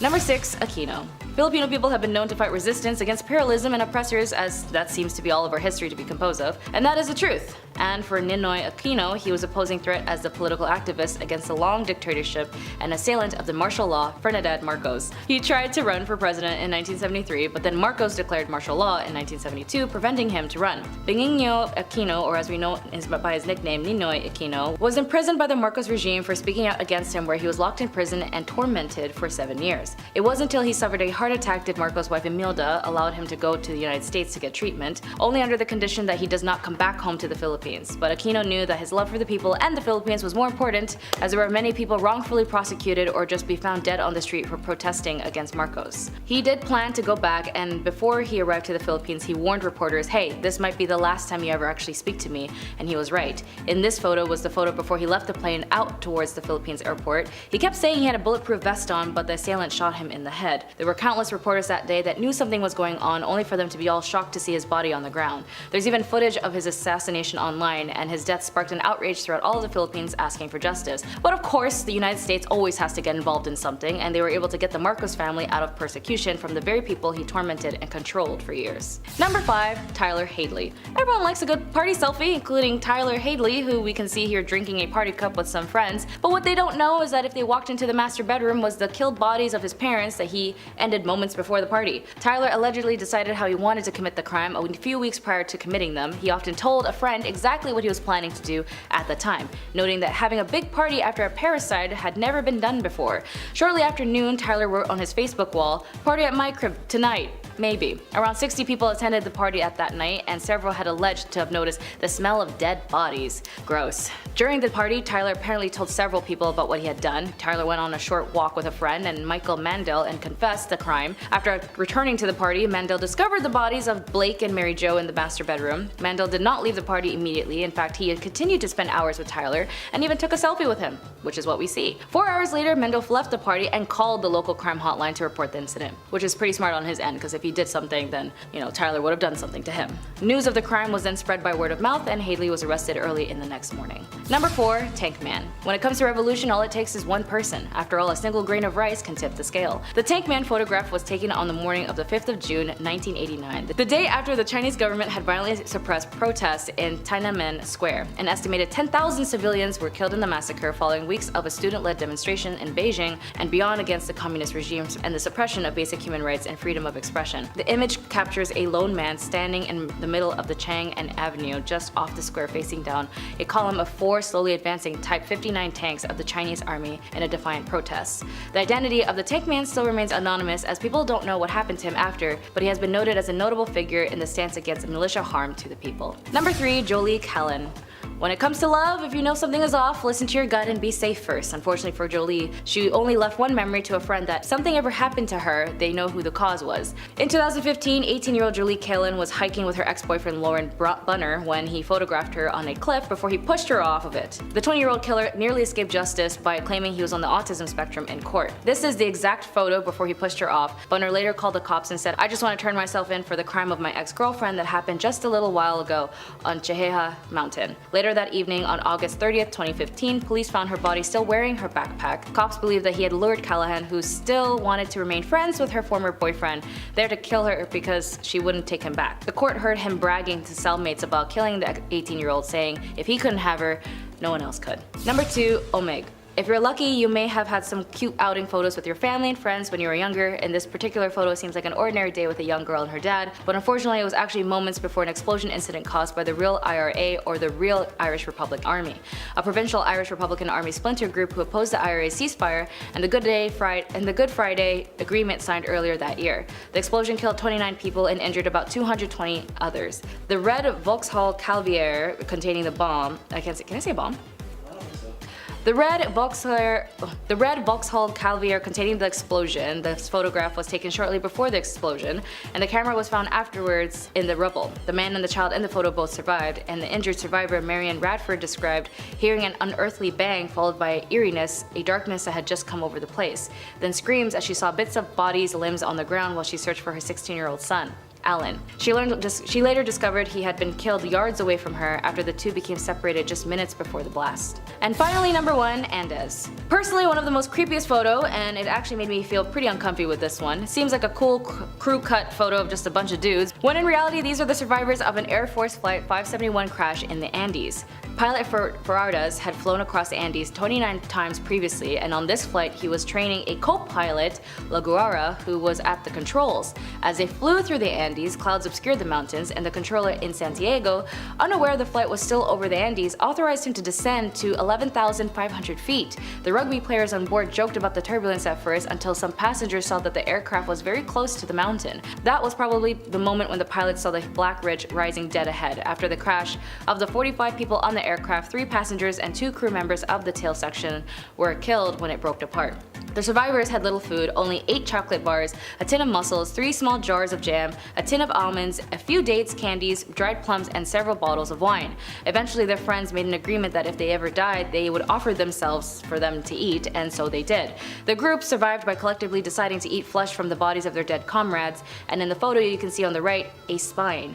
At the end, 8 people were rescued and they lived. So, starting us off at number 10 is Phantom Clouds and Darkness. Nebula IRAS 05437 plus 2502 doesn't have a very catchy name. These are NASA experts after all. As we learned from Elon Musk, their naming creativity, even for literal offspring, doesn't go much further than point and pick some numbers and letters. But it does certainly look like it's a surrealist painting, to say the least. I could honestly get lost in the layers, arches, and rolling clouds that create an almost religious image with just how awe-inspiring it is. Staring at it long enough, you may see a phantom rising up from the back of the dust clouds, or an angelic figure at the top of the floating yet mountainous staircase with an arched entryway. NASA and ESA's Hubble Space Telescope took this image in 2010, but scientists are still unsure what causes the bright glowing arc near the center. Maybe it's truly divine. Number 9 is, well, it's hard to find words, but its name is the Gaping Maw. Ew, don't like that personally. Anyways, it's specifically the gaping maw of a sunspot. The sun is an active place with filaments, holes, and flares that are constantly shifting across its face like a pool of liquid magma. That what you see is a close-up look at a very dramatic sunspot as seen by the Big Bear Solar Observatory's telescope in 2010. This gape could be compared to a few things. Maybe the toothy opening of the Sarlacc pit in Star Wars, or if you fired a bullet through a grapefruit like the Mythbusters. I can tell you from my very unfortunate experience that this is also kind of what it's like to look into a puncture wound on the human body and see the tissue inside. No matter what you see, I'm sure it's something uncomfortable enough that you just want me to move on. So I will. Number 8 is Ghostly Hand. I'm not even a Marvel fan, and their franchise is what I thought of when I saw this picture. It's giving Scarlet Witch, or Doctor Strange, or even Morgan Le Fay, which if you've seen the recent video Historic Sorcerers that actually had powers, you'd know is a character of Arthurian legend found in the Marvel Strike Force comic series that Aubrey Plaza will be playing on the big screen. If you haven't seen that video, video, maybe check it out, and while you're at it, don't forget to subscribe to The Hive. Anyways, this ghostly hand was caused by a pulsar lurking in the center, which, to quote, is a rapidly spinning neutron star which is spewing energy out into the space around it to create complex and intriguing structures, including one that resembles a large cosmic hand, according to NASA, who snapped the picture in 2009 with their Chandra X-ray Observatory. Thanks to the pulsar, a disembodied phantom-like hand looks to be grasping at the void. Calling all the ancient astronauts. Number 7 will be about the thigh bone. As you can imagine, this picture you see on screen caused quite a kerfuffle online after NASA released the image in 2014. Understandably so, because this appears to be a thigh bone smack dab in the middle of Mars. NASA, who's just so tired of us and likely assumed that this would happen, pretty much instantaneously released a statement that no, this is not a human or an alien or whatever's thigh bone. This is apparently just a rock that very conveniently eroded by wind or water to look like that. Because notoriously, there's lots of wind and water on Mars. Literally. Anyways, sorry folks, no alien burial grounds are on Mars if we want to believe the Space People Company. Number 6, we get to check out the Skull Nebula, which to me looks like a circle. I don't know, I'm not very sold, but apparently this bad boy creeps a lot of folks out. The Skull Nebula is a consistent in our galaxy, built up of several stars doing an elaborate orbital dance, in the words of NASA. This particular picture was taken in 2020. What earned it the skull name was obviously its ghastly colors, reminiscent of, well, a flayed human skull. The telescope's view highlights of the nebula's hydrogen in red and oxygen content, which is light blue. Also, if you kind of turn your head to the left like this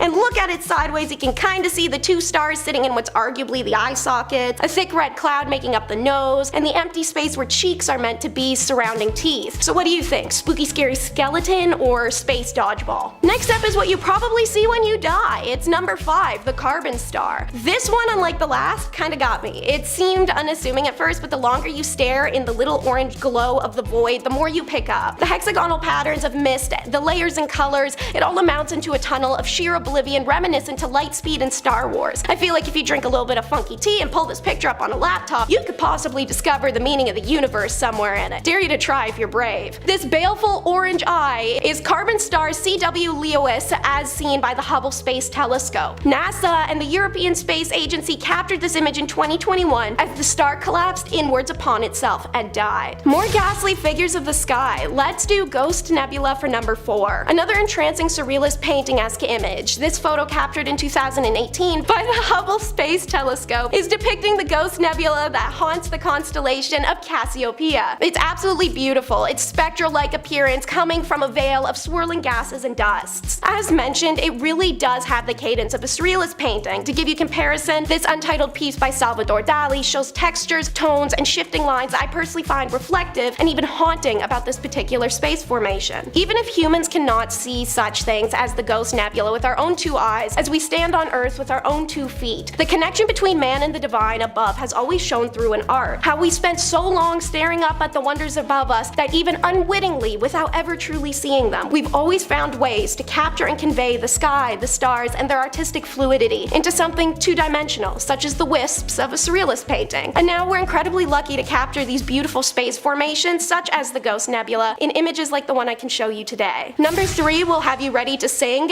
This Is Halloween. It's a jack-o'-lantern sun. Isn't that the funnest thing you've ever seen though? And while it may look like an impressive feat of Photoshop, this is actually a purely natural phenomena. Similar to our earlier gaping maw, still such an ew name, this jack-o'-lantern face is the result of a series of active regions on the sun bursting and bubbling, making what appears to be a cosmic pumpkin carving appear on the sun. Or maybe it was the work of Jack Skellington. For number 2, we're going to stare into the scariest void of all, the eye of a typhoon. This is our Earth, the one we're on right now, obviously, and in March of 2015, Typhoon Masak, also called Typhoon Shedang, spent a week ravaging the Philippines, killing 5 and injuring dozens. During that time, astronauts at the International Space Station were able to look down upon the Category 5 storm, prompting the European Space Agency astronaut Samantha Cristoforetti to capture the horrifying image you see on screen. The power of the formation is visible even from the safe distance of space as rain and lightning hide behind the deadly swirl. And coming in at number 1 is Space Station After Dark. While it could arguably be a still from Insidious 16, the Space Spectre, this nightmare picture is actually just part of the European Space Agency's astronaut Alexander Gerst's photo series, which he naturally chose to make about not pretty stars or colors or Earth cloud rotations. Nah.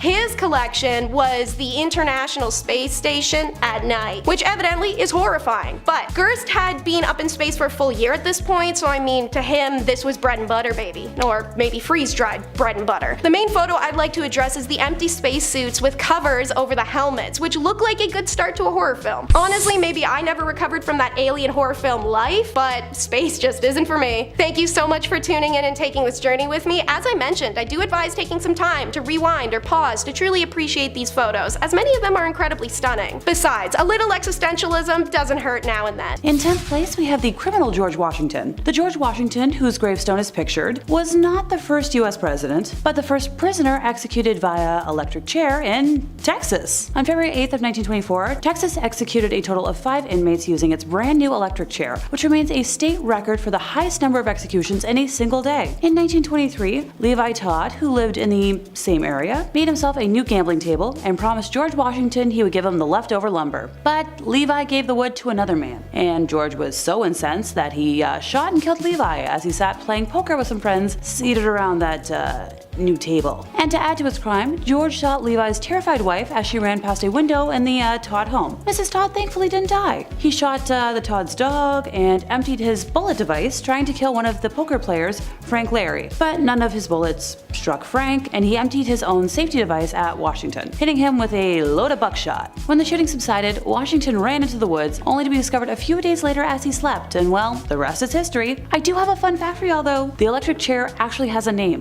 Old Sparky, and it is currently on public display as part of a replica death chamber at the Texas Prison Museum in Huntsville, Texas, along with tubing and straps used in Texas's first execution by lethal injection. Cool, I might go visit that museum now. In 9th place, we have Victorian death photographs. Photographs of loved ones taken after they died may seem kind of morbid by today's standards, but in Victorian England, they were a way of commemorating the dead and blunting the sharpness of grief. Remember, unless you were rich enough to have a painting commissioned, there really wasn't a way to preserve visual proof that someone existed, and how they looked for future generations. In images that are both unsettling and strangely poignant, families pose with the dead, and consumptive young ladies elegantly recline, the disease not only taking their life, but increasing their beauty. Victorian life was suffused with death. Epidemics such as diphtheria, typhus, and cholera scarred the country, and from 1861 onwards, the bereaved queen made mourning fashionable. Trinkets of memento mori, meaning remember you must die, took several different forms and existed long before Victorian times. Long exposures when taking photographs meant the dead were often seen more sharply than the slightly blurred living because of their,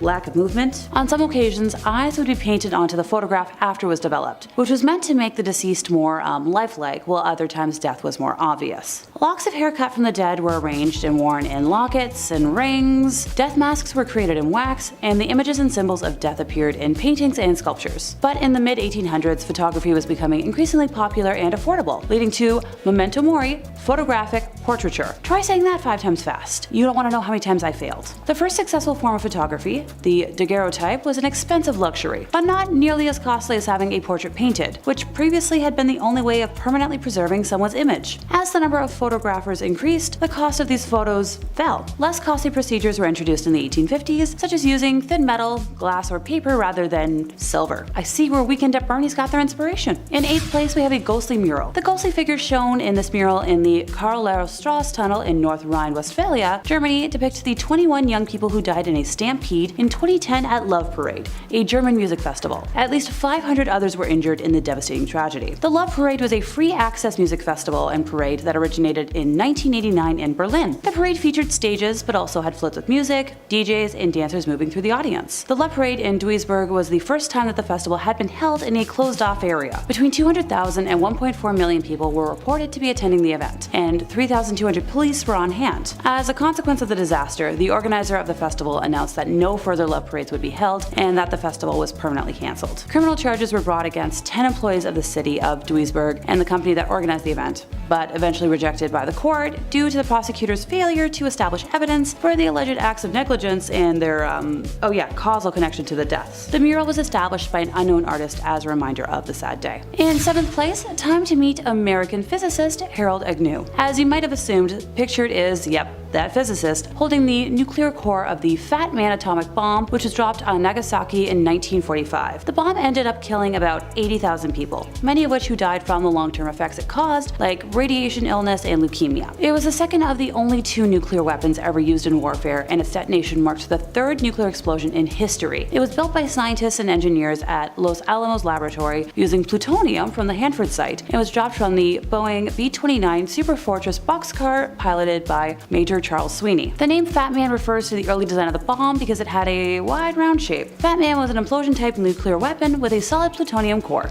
In 6th place, we have Karl Wallenda. Karl Wallenda was a German-American high-wire artist and the founder of the Flying Wallendas, a daredevil circus troupe whose members performed dangerous stunts far above the ground, often without a safety net, and still perform to this day. The photo that stayed with me was from a triumphant moment in 1978, just after he crossed the Tower Bridge in London by, tightrope. Later that year, at the age of 73, Karl attempted a walk between the 2 towers of the 10-story Condado Plaza Hotel in San Juan, Puerto Rico, on a wire stretched 121 feet above the pavement. As a result of high winds and an improperly secured wire, he lost his balance and fell during the attempt, and it was caught entirely on camera. Speaking of the Flying Wallendas troupe, as I mentioned before, they still perform to this day, with Karl's great-grandson Nick Wallenda breaking world records and performing feats that make my stomach turn. In 5th place, we have the Challenger explosion. On January 28th of 1986, the Space Shuttle Challenger broke apart 73 seconds into its flight, killing all 7 crew members aboard. The spacecraft disintegrated 46,000 feet above the Atlantic Ocean, off the coast of Cape Canaveral, Florida at 11:39 a.m., and it was the first fatal accident involving an American spacecraft while in flight. The mission, designated STS-51L, was the 10th flight for the orbiter and the 25th flight of the Space Shuttle fleet. The crew was scheduled to deploy a communication satellite and study Halley's Comet while they were in orbit, in addition to taking school teacher Christina McAuliffe into space. The latter resulted in a higher than usual media interest and coverage of the mission. The launch and subsequent disaster were seen live in many schools across the United States. The cause of the disaster was the failure of the primary and secondary redundant O-ring seals in a joint in the shuttle's right solid rocket booster. The record low temperatures the morning of the launch had stiffened the rubber O-rings, reducing their ability to seal the joints. Shortly after liftoff, the seals were breached, and hot pressurized gas from within the SRB leaked through the joint and burned through the aft attachment strut, connecting it to the external propellant tank, ET for short, then into the tank itself. The collapse of the ET's internal structures and the rotation of the SRB that followed threw the shuttle stack, traveling at a speed of Mach 192, into a direction which allowed aerodynamic forces to tear the orbiter apart. Both SRBs detached from the now destroyed ET and continued to fly uncontrolled until the range safety officer destroyed them. The crew compartment, human remains, and many other fragments from the shuttle were recovered from the ocean floor after a 3-month search and recovery operation. The exact timing of the deaths of the crew is unknown, but several crew members are thought to have survived the initial breakup of the spacecraft. The orbiter had no escape system, and the impact of the crew compartment at terminal velocity with the ocean surface was too violent to be survivable. The disaster resulted in a 32-month hiatus in the space shuttle program. In 4th place, we have death recreations. Honestly, looking at this photo, it looks just like the special effects team for a movie studio or haunted house, just doing their job. But sadly, the reality is much more grim. In 1980, forensic artists were recruited to reconstruct the facial features of 9 unidentified victims so that photos could be released by the media in an attempt to identify them. Pardon me, I got a little ahead of myself. The victims belonged to one John Wayne Gacy, otherwise known as the Killer Clown of Cook County, Illinois between 1972 to 1978. He killed over 33 individuals during his reign of terror inside of his ranch-style house in Norwood Park Township. I could go into details about how he committed his crimes, but I don't feel like scarring anyone today. All you need to know is that he gave magic tricks a very bad name. In 3rd place, we have the room where the Romanov family were killed. The Russian Imperial Romanov family were shot and bayoneted to death by the Bolshevik revolutionaries under Yakov Yurovsky on the orders of the Ural Regional Soviet in Yekaterinburg on the night of the 16th to 17th of July, 1918. Also killed that night were members of the imperial entourage who had accompanied them: court physician Eugene Butkin, lady-in-waiting Anna Demidova, footman Alexei Trupp, and head cook Ivan Karitonov. The bodies were taken to the Koptyaki forest, where they were stripped, buried, and with grenades to prevent identification. In 2nd place, we have camp staff taking a day off. Now, to the unknown eye, this is a very innocent picture, and you might be asking why it's so high up on this list. I'm going to ask y'all to pay close attention to the uniforms that people are wearing. Still not making sense? This photo is of Auschwitz staff enjoying pleasant days off. They look like camp counselors, but their job is, killing people in horrible ways, and they enjoyed it. Most probably took lives not shortly before or after this was taken. Easily the most unsettling photo for me today, since the absolute contrast makes my stomach turn. And in first place, we had the Uruguayan Air Force Flight 571. This picture was taken of a group of survivors of that crash in the Andes. They're all smiling in this photo, but it becomes eerie when you see the human spine to the right of them in the photo. I'll get to it, I promise. On October 13th of 1972, human error caused the plane and the 45 folks on board to crash into the Andes mountain range in Argentina, just shy of the border within Chile. Amid the wreckage of the mangled plane, on a mountain glacier about 80 kilometers east of the planned flight route, 33 passengers were still somehow alive. 5 people didn't survive the first night of below freezing conditions on the mountain in the remote Andes, and a 6th person died within days. Those who were still alive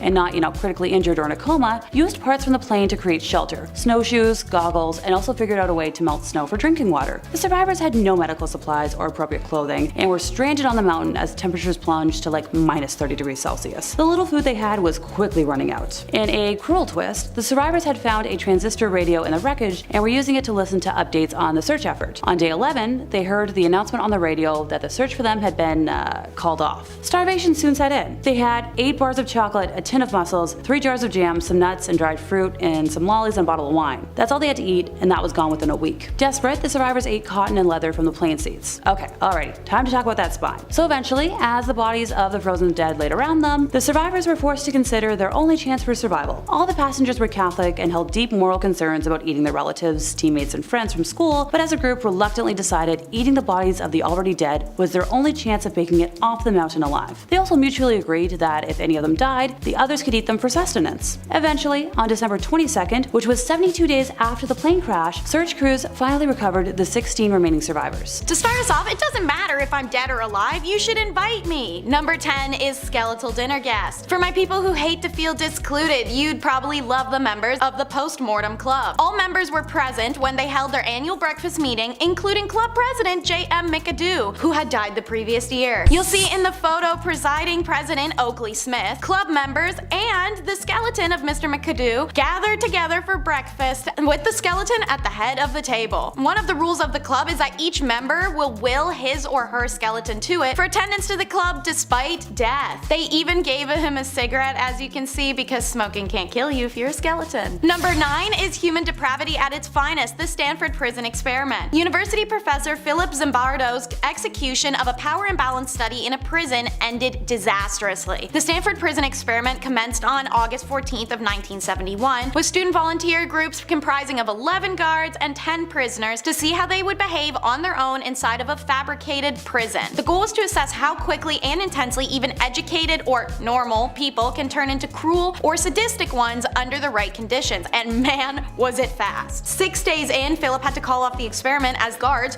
were increasingly abusive to the inmates, spraying them with fire extinguishers, forcing them to clean toilets barehanded, denying them food, or just simply beating on them. The inmates and few guards who were visible minorities faced the worst treatment out of everyone. The study and the eerie photos of it inside left behind a chilling look at what humans are capable of. A killer's plea is number 8, alright, so obviously someone who takes other people's lives shouldn't get to plead anything, but in the case of the 1946 lipstick killer, their plea wasn't one for freedom or for mercy. At a Chicago crime scene, the perpetrator used lipstick to write on the wall, quote, "For heaven's sake, catch me before I kill, I cannot control myself." This message may actually sound kind of familiar. It's because TV shows including Criminal Minds, Castle, Law and Order, and so many more have actually taken inspiration from this image and its written message for varying episodes. The man who had written this message, William Hirons, gets his wish as he's caught soon after. He was convicted, and at the time of Hirons' death in 2012, he'd been locked up for approximately 66 years, making him the longest serving inmate in the USA. William's message is a reminder that not all those who commit heinous crimes are in their right of mind, and sometimes they have no ability to control their actions. While it's not an excuse, it is an explanation. Number 7 is the sacrifice of Michael Rockefeller. Michael Rockefeller was the son of New York Governor and soon-to-be US Vice President Nelson Rockefeller, and he famously disappeared in Papua New Guinea in 1960s. This photo is of his first trip there. Rockefeller can be seen centered and smiling as indigenous peoples circle and run around him. Michael's known for his travels. He loved to visit the unexplored and untouched areas of society and learn about cultures many considered primitive. He saw the art and beauty in them. This desire for adventure took Rockefeller to the remote reaches of Papua New Guinea in 1961. They arrived near the island of Dutch on November 19th, and even though they were 12 miles from shore, Rockefeller reportedly told anthropologist Renee Wassing, "I think I can make it," and jumped into the water and headed for land and was never seen again. It's believed at first that he drowned, but Rockefeller had done a swim like that to shore actually multiple times. times. Because he was a member of a super rich American dynasty, there was a massive search. Ships, airplanes, helicopters, everything combed the region for any sign of him. They found nothing. National Geographic reporter Carl Hoffman offered a far more disturbing thesis than drowning in his 2014 book, Savage Harvest. The island Rockefeller swam to was inhabited by the Asmat, an uncontacted and primarily unfriendly indigenous clan. Hoffman claims to have uncovered evidence showing that Rockefeller made it to land, where he was then decapitated by the Asmat people before they ceremonially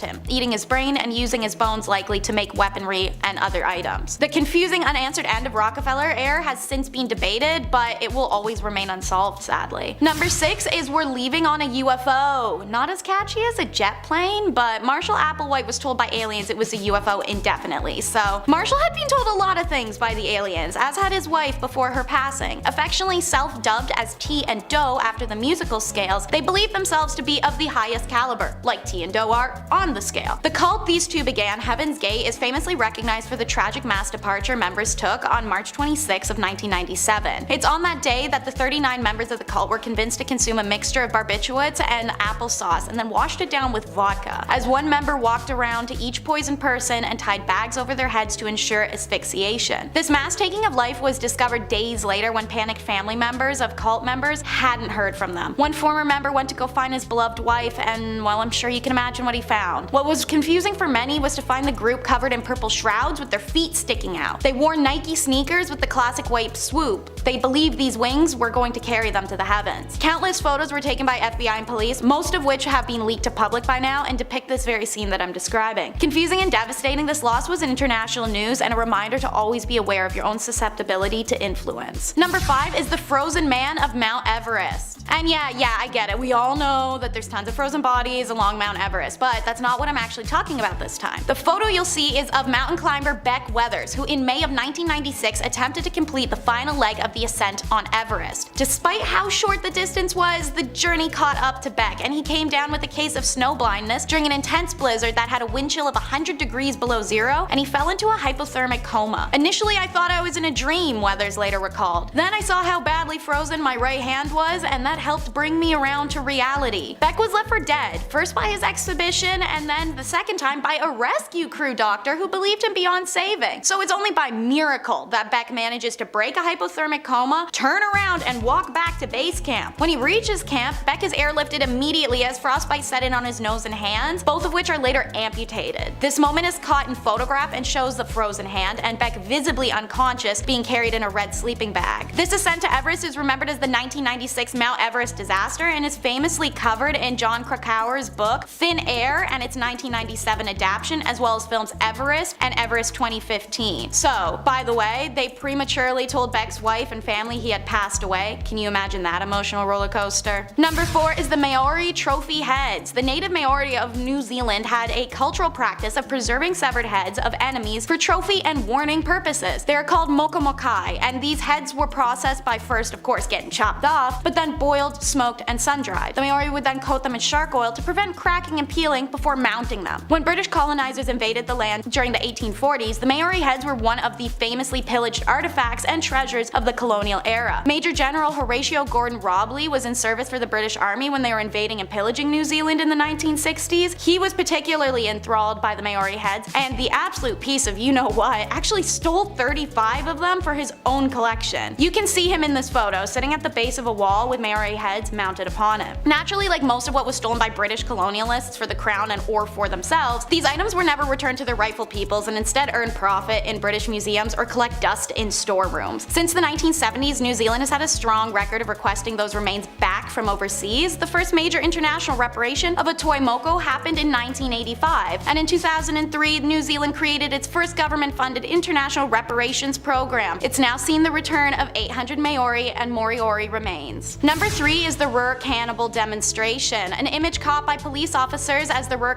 himself, Joachim Kroll reenacts one of the crimes after his capture. Kroll was very particular about how he killed and only doing so in the same place on a few occasions and years apart. This and the fact of the number of other killers operating in the area at the time, it helped him evade capture. This killer started in 1955 and didn't stop for 2 decades until his capture. He's known to have taken 14 lives without any rhyme or reason, no preference for age, gender, race, status, everyone was on the table. Pun intended, unfortunately, as Kroll wasn't just necrophilic with the bodies, he ate them too. After taking their lives and using their bodies, he would bring home pieces to cook. He was finally caught in 1976 after police discovered intestines from one of his victims clogging the plumbing of the apartment building. Police reported that when a neighbor had asked Kroll about them and if he knew what had backed up the pipes earlier, Kroll simply replied, guts. Why the police felt the need to reenact his crime photos, I'm not sure, but the result is several photos of Kroll propped over a volunteer in the park, looking full of ecstasy and primal delight that'll send a shiver down your spine. Number 2 is the tragic death of cosmonaut Vladimir Komarov. So, imagine knowing you're going to die but still walking aboard. That is what the Soviet astronaut Vladimir did on April 23, 1967. The craft had shown countless issues and flaws during testing to an extent where it wasn't even just Vladimir who knew this was going to happen. It was everyone working the project. So why did it go forward despite clear danger? No one was willing to back out and risk the fury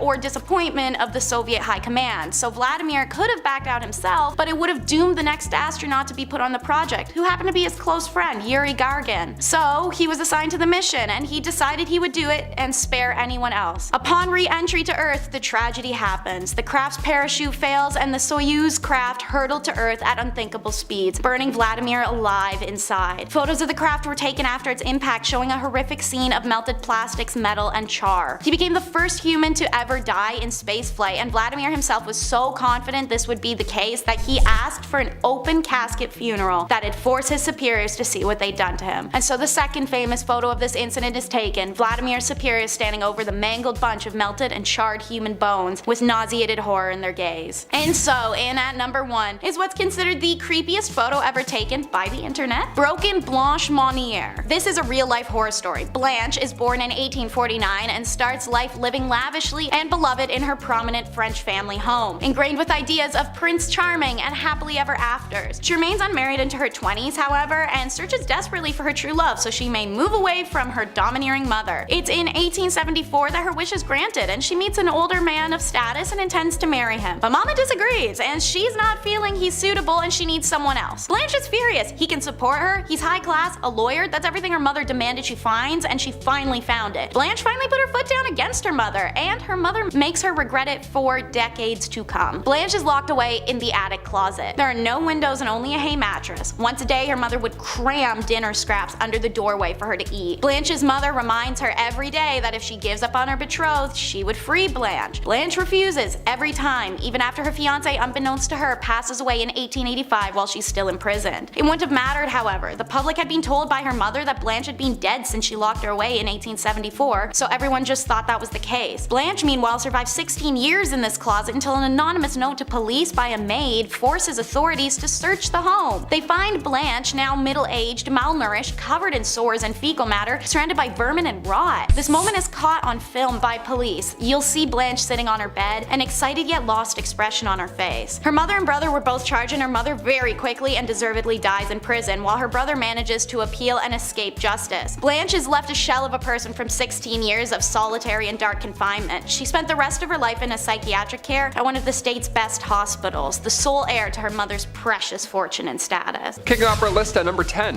the Pioneers' Defense. Right off the bat, yeah, look at this one. I don't have to explain why it's creepy in any way. A whole town appears to be wearing gas masks. Yeah, you could probably guess which era this is. This image was captured in 1937 by Russian photographer Viktor Bula. Adapting to new safety regulations these last few years have been challenging, no doubt about that. But in 1937, if you wanted to join the Young Pioneers, which is the Soviet version of the Boy Scouts, well, you had to wear these huge gas masks and part of military preparation. Yeah, welcome to Boy Scouts. Grab a button and then put this vacuum cleaner on your face. Enjoy. Break a leg. It's gonna hurt your back a bit. This photo is haunting. It's from the Leningrad area, and it happened while dictator Stalin was still in charge. These masks are so haunting to look at. We see them after the fact, but to see them being worn in real time in that photo, I don't know. Maybe this photo gets me because we can't see anybody's faces or ages. right? Makes you paint the picture yourself. Either way, let's move on to some clown stuff, shall we? Number 9, 1910 clowns. Yeah, they existed back then, and they were much worse. Here's a fun fact, I didn't know this, but back in 2016, a study was done, and it turns out Americans fear clowns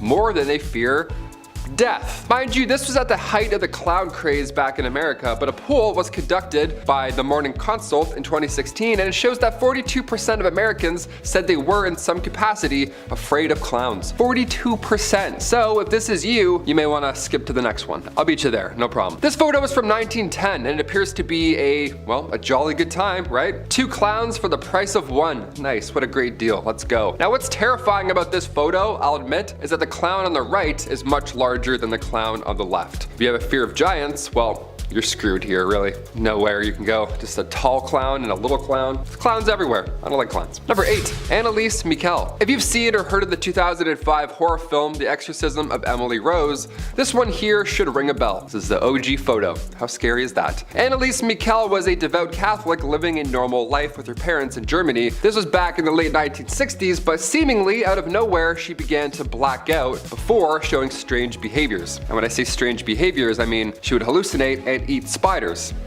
Stuff like that. Yeah, it was pretty scary. It was also extremely unhealthy, but ultimately Annalise claimed to be possessed by the devil, and her parents soon had to agree. Cut to 67 exorcisms later, Annalise sadly died of malnutrition at age 23 in 1976. And like I mentioned at the start of this point, her story was so widely known and shocking that it eventually inspired the 2005 horror film, The Exorcism of Emily Rose, which I have seen, and it is very scary. All real.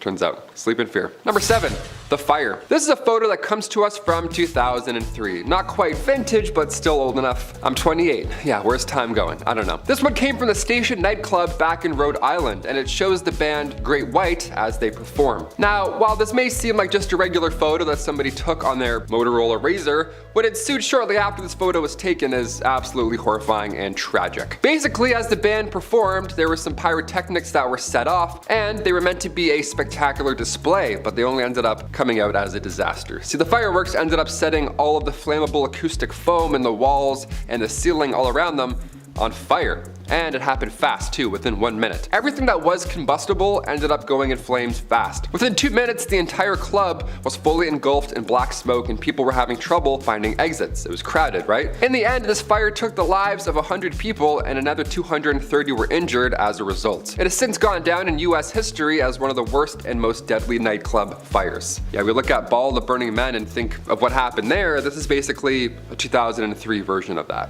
More people, more flammable stuff, more pyrotechnics, and unfortunately, more deaths. Number 6, the Titanic. We all know the story of the Titanic. I mean, Olivia hasn't seen the movie, but we'll get to that later. It's one of the most famous in history, and this photo comes from just before that historic iceberg encounter. On April 10th, 1912, the Titanic set sail on its maiden voyage, heading from Southampton over to New York City.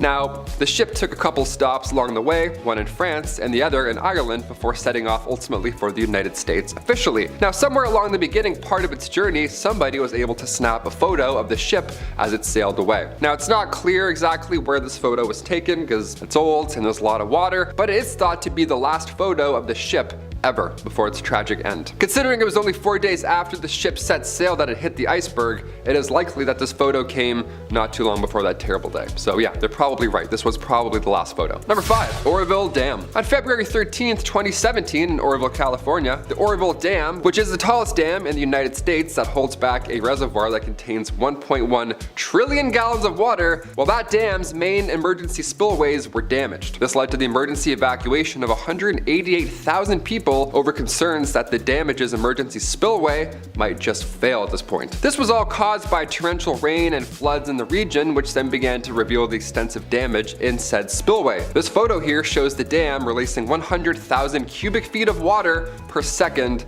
into the main spillway. This is a feat of engineering, if anything. Now, luckily, a major disaster was avoided in the situation because of quick action by those responsible, but to see it unfold and to see how fierce it is, I don't like water, or pressure, or dams, or history. Let's move on. Number 4, the lipstick killer. This is a photo that comes to us from December 10th, 1945. Now, if looking at this image gives you a weird shudder or chill down your spine, you got instincts. Nice. You've heard about this in some way, or yeah, you read the title. You know it's some bad stuff coming. This was written by a terrible person known as the lipstick killer. This photo is an image of a note that he left written on the wall at one of his crime scenes. Now, the photo comes from the apartment of Frances Brown, as just before he wrote this message, he, as you would have guessed, took her life, sadly. After this message was left, he ended up taking the life of another person because he was finally caught by police 6 months later. The message, put in the photo, reads, "For heaven's sake, catch me before I kill more. I cannot control myself." Yeah, the lipstick killer wrote that. It's the scariest thing I ever heard. It's an absolute chilling note with a horrifying backstory. A lot of killers are getting their Netflix specials now, so I'm sure it's only time before he gets one. Number 3, eruption of Mount St. Helens. Mount St. Helens is a stratovolcano located in Washington. Now, the volcano is best known, of course, for its huge and disastrous eruption on May 18th, 1980. And we have a photograph of it, and it's very scary. This photograph comes from photographer Robert Landsberg, who of course was unfortunately in the area at the time of the eruption. Now, before the eruption, he had visited the area in order to photograph and document all the changes that were happening. Didn't expect this one. On May 18th, he was within a few miles of the volcano when it did erupt. Now, since he unfortunately was located so close to the eruption, he knew he wouldn't be able to escape this disaster. So instead of focusing on the impossible, he focused on taking as many photos as possible. Just like a historian at the end of his life, really. Robert was obviously incredibly brave and dedicated, and also very smart. After snapping as many photos as he could, including this one, he then secured his camera in his backpack and covered his backpack with his body. Protected history. It's like he knew he was unlikely to survive, but he still wanted to make sure that these photos did. That's why it was so important for me to bring it in this list today. His body was found 17 days later with his backpack still underneath him. Plan did work, and his film was of course developed and has provided geologists with some really valuable insights with his close documentation of the eruption. So historically, it's a feat, but also scientifically, it's one as well. Number 2, acid drum. This photo comes to us from the inside of the house of, well, you guessed it, another terrible person. The serial killer Jeffrey Dahmer. Yeah, we all know him. This photo was taken from the inside of his home right after he was found and caught by authorities. Now, before his arrest, he was sadly able to take the lives of 17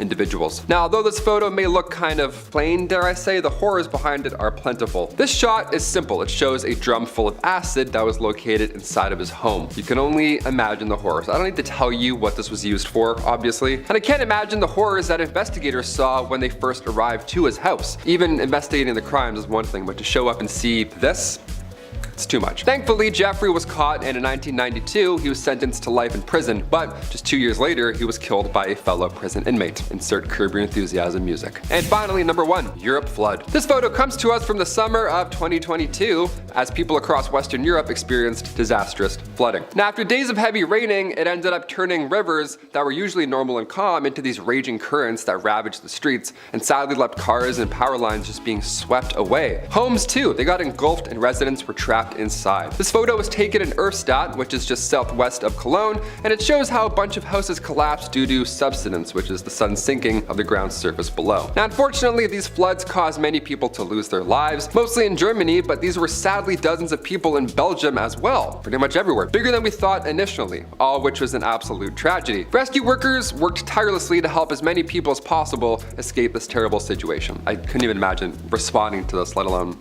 being caught up in it. It's terrible.